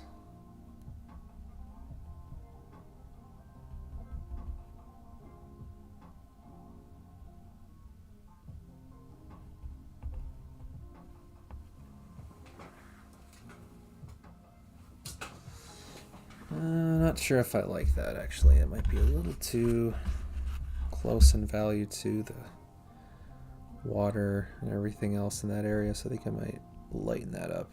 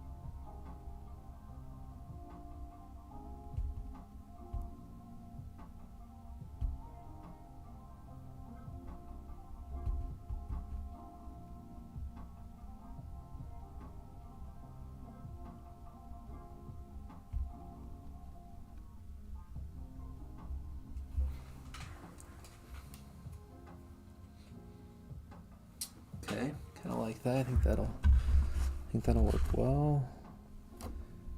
While I'm over here, I think I'll also bring up a little bit more chroma in the top of the sky there. Let's see how this looks.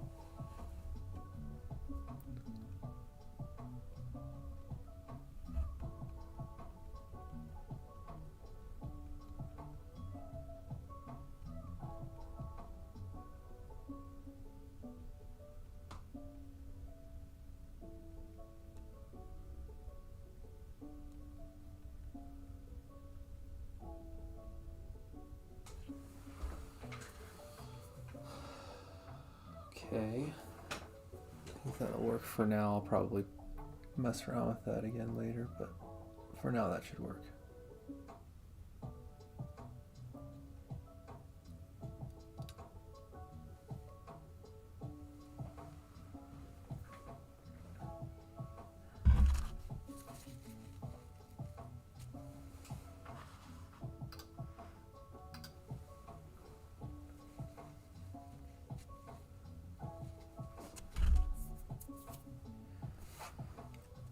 I think we're gonna go in the really bright orange.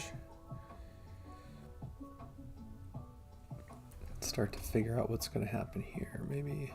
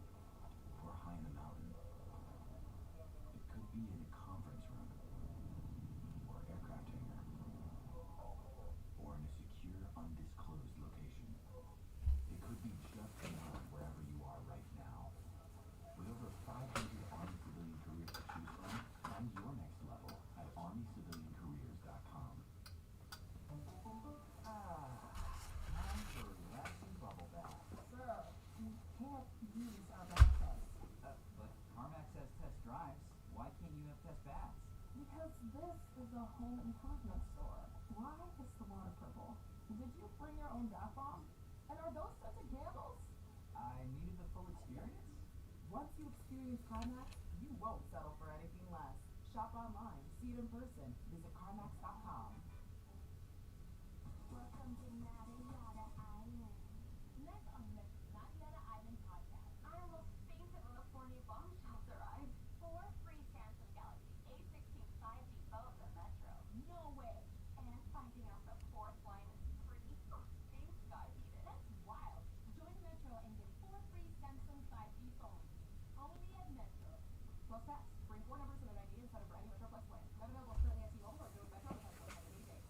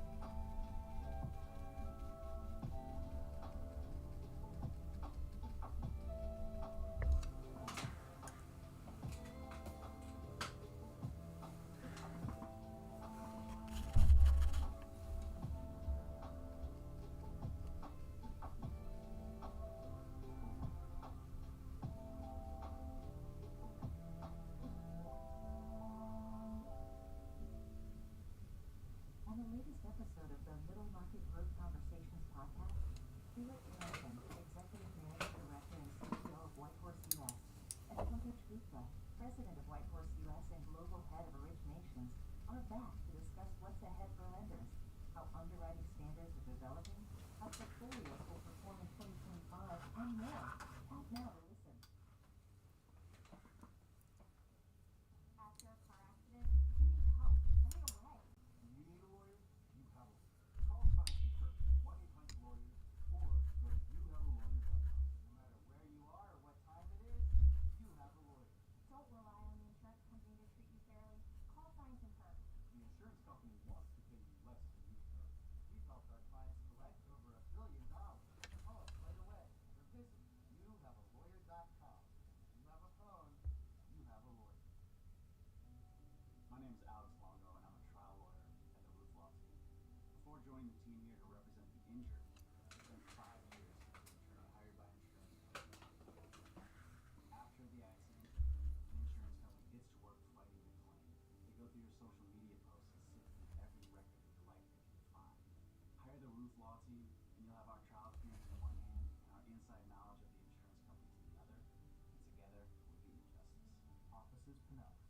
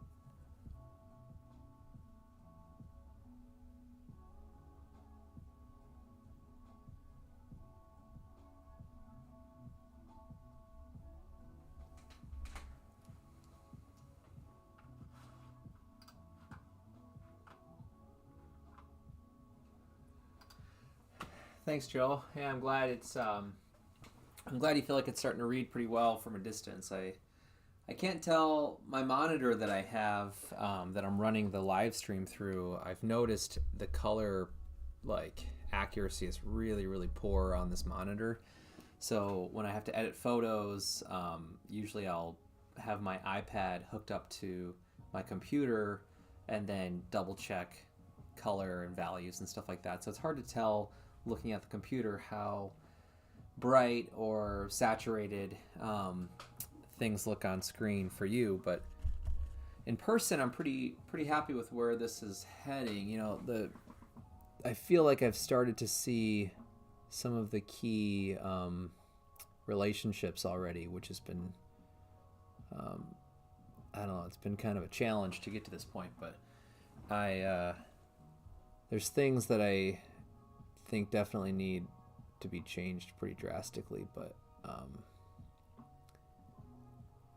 feel like I'm starting to see the like overall sense of context in the painting. Like I think that the sky could probably get even darker up here, so it's more of that like dusk setting. I'm really gonna have to figure out what's gonna happen on these two planes. This area I'm excited about. This like warm to cool, light to dark gradient I think will be really satisfying if I can keep toying with things, but I appreciate that. I appreciate you watching and hanging out with me while I'm working. It's nice to be able to share the process with friends, so thanks for being here. Hopefully you've been able to be productive if you wanted to be productive tonight, or if you were painting too. It's always fun to kind of be painting alongside other people.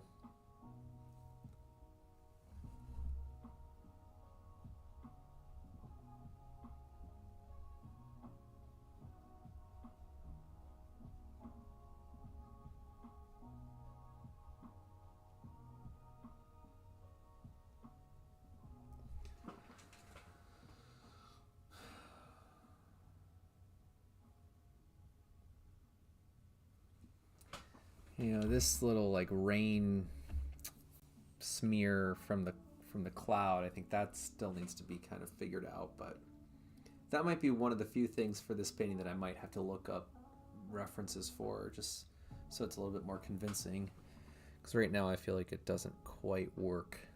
I don't know if it's because it needs to be more chromatic or if it's too light, but something's not right with that.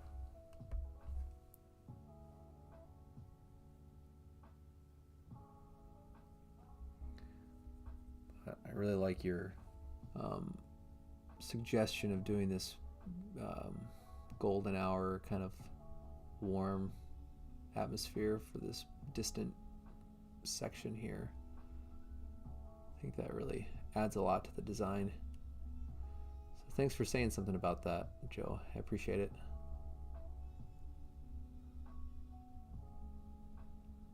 It's nice to have another like warm area to kind of pull us back in towards the horizon.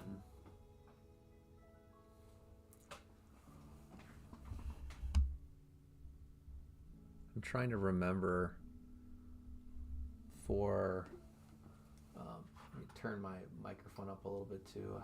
I turned it down earlier just because of the advertisements on Spotify, but I'm trying to remember what happens when you have this like really warm light on a lake, for example, and the trees that are along the vanishing point on the horizon. What happens to the trees? I can't remember. Are they dark and warm? Are they dark and cool? Are they bright and warm? Are they bright and cool?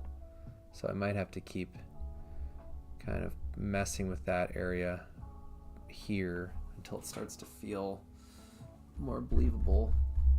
I also think that maybe the sky could be a bit more chromatic too, so I'm going to try something with that real quick. Maybe a brighter, more saturated orange.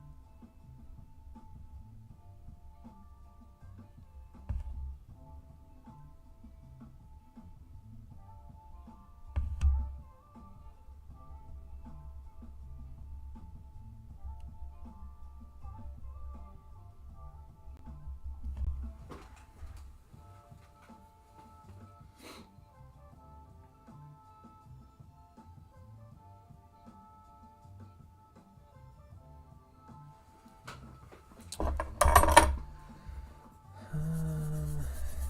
think I might also try and fill this in a bit more, actually.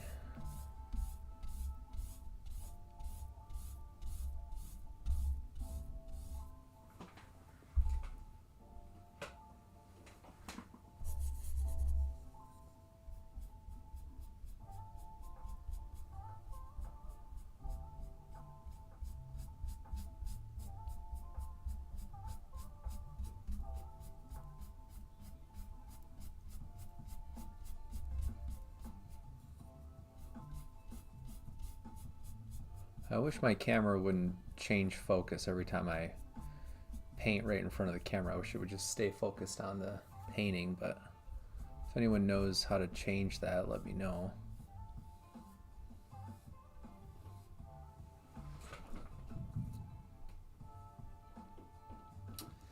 I think that helped a lot to connect and fill this in.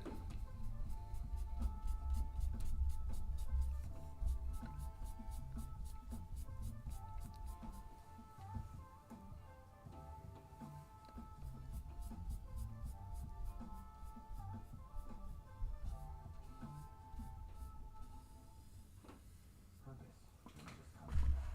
You have to search for it. Whether it's deep in the forest or high in the mountains. It could be in a conference room or aircraft hangar or in a secure, undisclosed location. It could be just beyond wherever you are right now. With over 500 Army civilian careers to choose from, find your next level at armyciviliancareers.com. Kroger brand products exclusively at Pick and Save have the great taste you'll celebrate. That's why over 40 million people choose Kroger brand products, making them a true crowd pleaser. And with quality guaranteed, you'll love your choice or get your money back. Score Kroger brand products with savings you can cheer for and great taste you can't resist. Pick and Save, fresh for everyone. We don't quit on defeat. We don't quit the game. And we don't quit on finding the right coach. Let's see. I feel like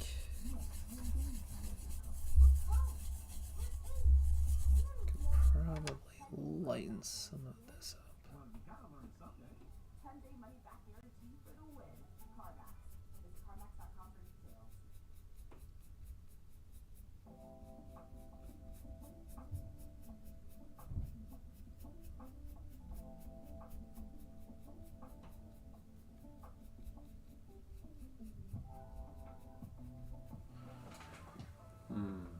Like, did that help? It's hard to tell.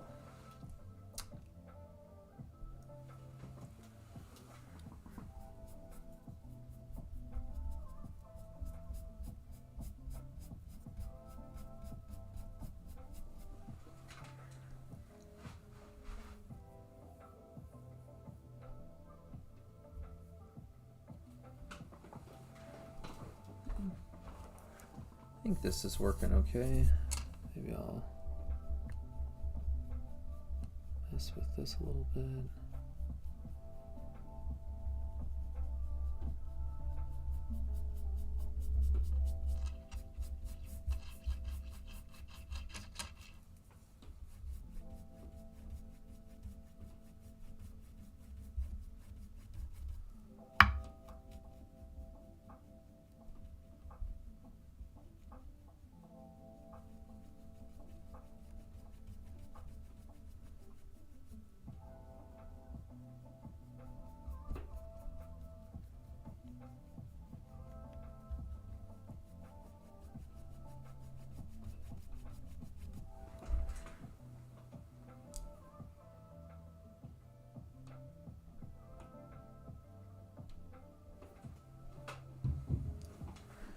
You know, these two planes I still probably need to differentiate a little bit more, but pretty happy with where things are at right now.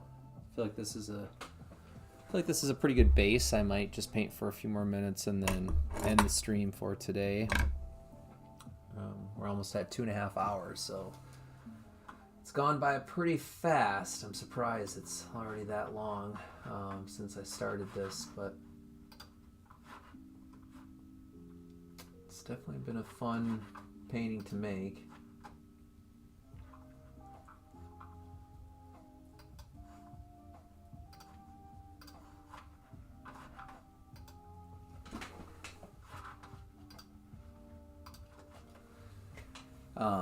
I am noticing like this zone feels a little bit funny. I think I need to probably mess with the shadow a little bit more here.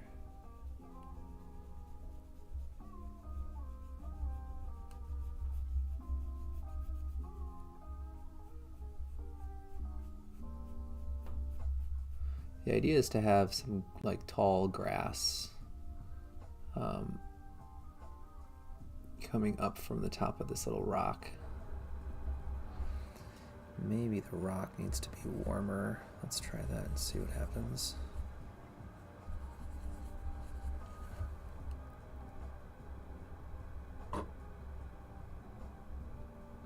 Yeah, I like that. It looks pretty good.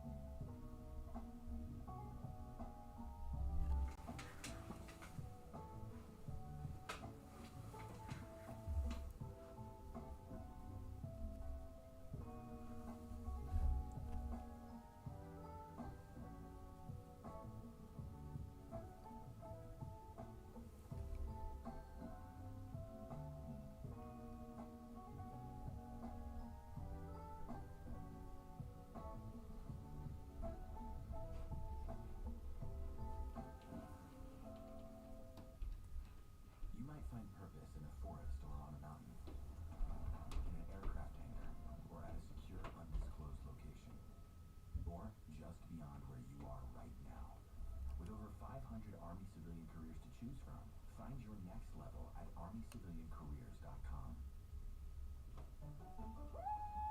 Did you see that, honey? Yeah, we just scored an instant online offer to sell our car to CarMax. No, our son. He just scored a winning touchdown for the first time ever. Oh, did you even get it on video? No, but I have a 360-degree view of this sleek blue SUV with the moonroof we can get if we sell. Ooh, well, that does look kind of nice. Oh, look, he's going for another touchdown. Instant online offers, CarMax.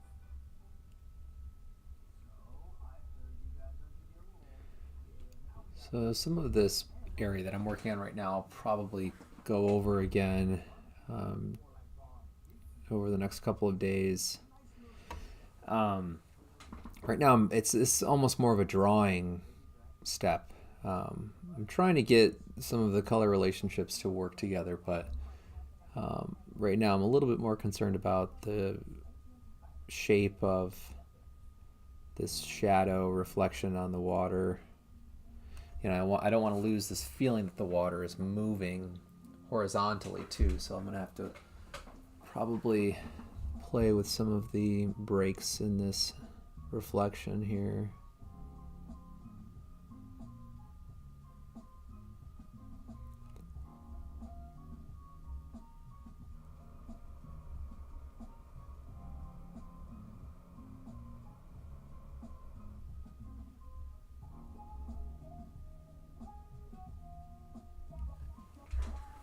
But for making it up on the spot, I like how it's going. It looks pretty, looks interesting.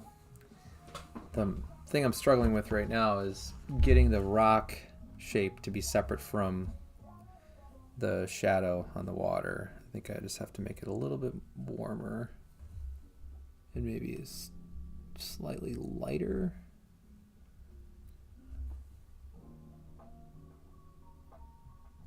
This is probably too much, but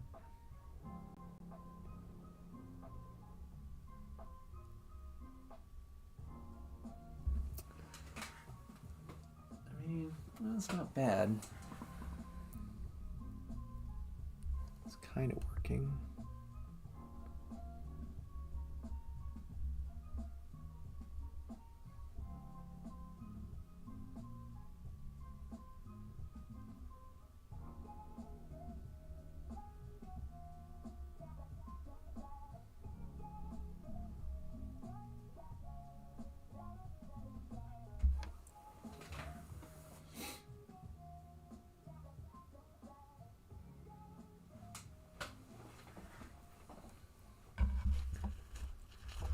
Alright, before I start to wrap up, I do want to work a little bit more on the glow inside of here.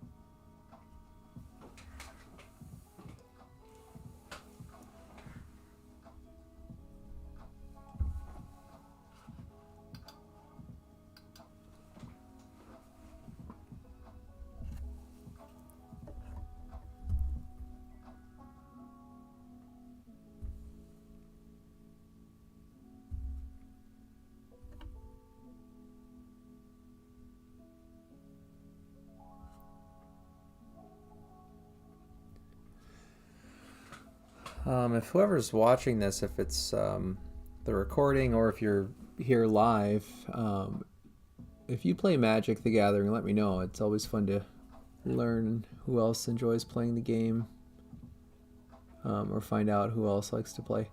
I mostly play Commander, which is one of the two main formats of Magic these days, and I just recently built a Stranger Things themed deck.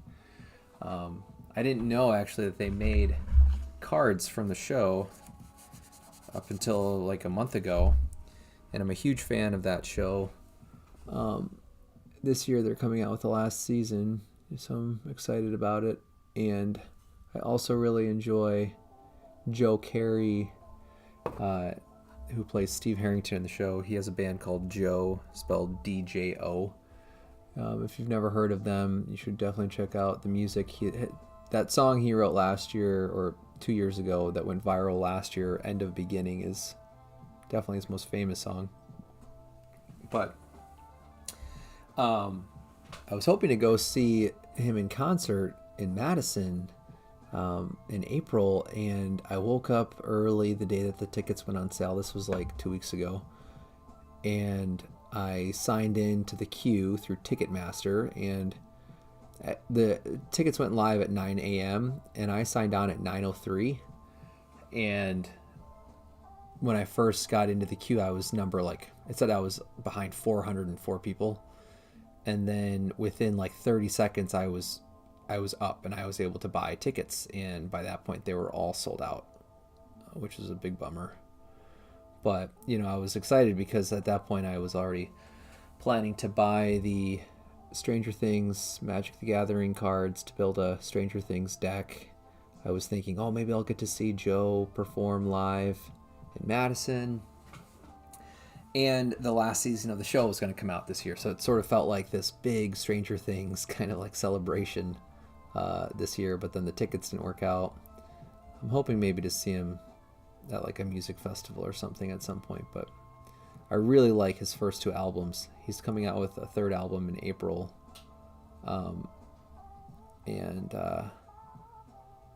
Yeah, I'm excited to see what their other songs are going to be on that album. But anyway, that's the most recent deck that I've built. But some of my other favorite decks are the Scarab God Commander, which is like a zombie commander. It's a very like dark artwork type of deck. That was my first deck that I made for Commander. But I also have a Sauron. Actually, speaking of Lord of the Rings, I have a Sauron deck with a bunch of Lord of the Rings cards. It's a super powerful deck, and it's really fun to play because you get to see like a bunch of the characters from the movies and the story. But I was gonna say I also have an elf tribal deck that's really fun. That is only a few months old too. Then I have that Hydra deck that I was talking about. And I'm trying to remember the other like two decks that I have. But my wife and my brother get together almost every week, once a week, and we have dinner and play a game of Commander. It's really fun. So yeah, kind of looping us back as I start to wrap up here. But if you play Magic, let me know. It's always, like I said, it's always fun to hear who else enjoys the game, and let me know if you play Commander or what format you play or what decks you play. But anyway, I'm trying to think right now about helping this glow in the painting. So I'm using the complement. I'm using a little bit of phthalo green here, right up against where I've been putting some of that cadmium red and cadmium orange. I think that's really going to help the warm pop quite a bit more. Might be a little too dark, but can always lighten it back up later. I lost all of those lines I had in the drawing, so now I have to decide if I want to have this seem more like a smooth surface or a different kind of texture. The drawing made it look kind of like a rock type of texture or object, and I didn't totally love that idea, so I'm not super bummed that it's kind of gone or that the lines aren't visible anymore. But now I'm sort of back to square one, trying to decide what it is I want to do with this form.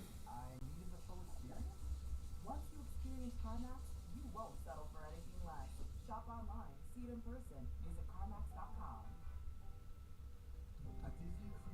no ordinary vacation. It's an adventure, a fairy tale, a dream.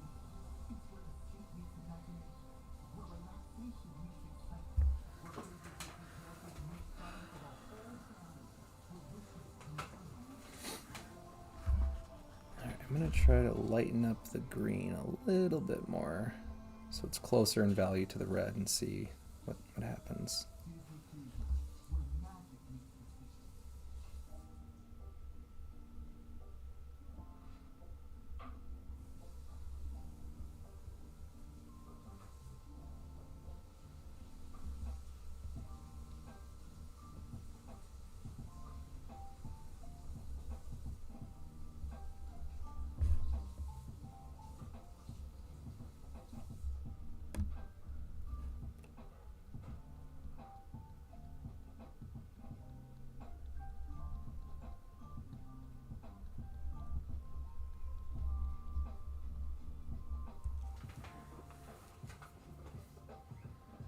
It's kind of nice just to see a little bit more of that green coming through.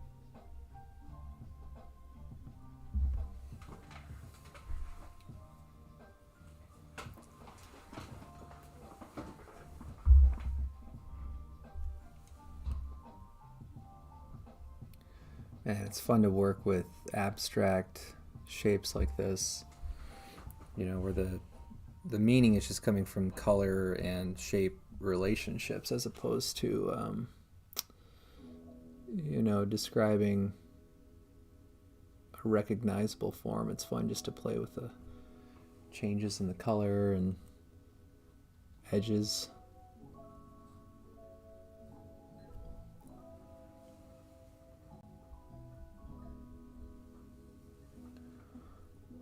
I'm going in with very small lines of cadmium orange. That should really help to pop that glowing sensation in here. That's the hope anyway.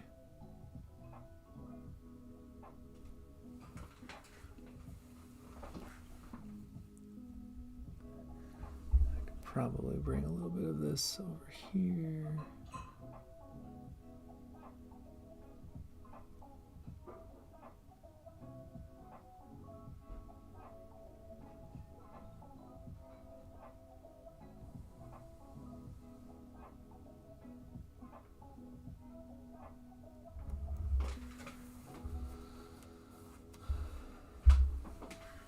Keep sliding back in my chair just to see how things are looking from a distance.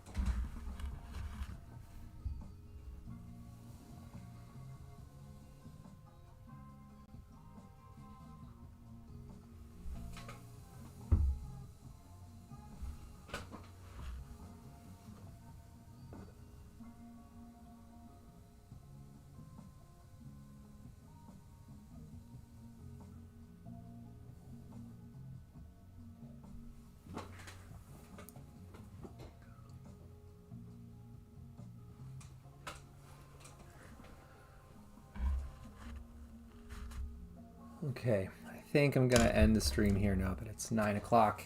I just want to say thank you to everybody who tuned in. Thank you to my friend Joseph, Joe, and Neil for chiming in the chat. I appreciate the feedback and ideas and suggestions, and just overall support to everybody who tuned in during the live stream. And yeah, if you're watching this as a recording, thank you for checking out this process. Hopefully by the time you're watching this, maybe there's a second live stream recording and you can see where this painting develops. So I think that's all I want to say. Thank you again, and have a great rest of your day. And I will see you in a future video. All right, I'm going to sign off. Thank you, everyone. Take care.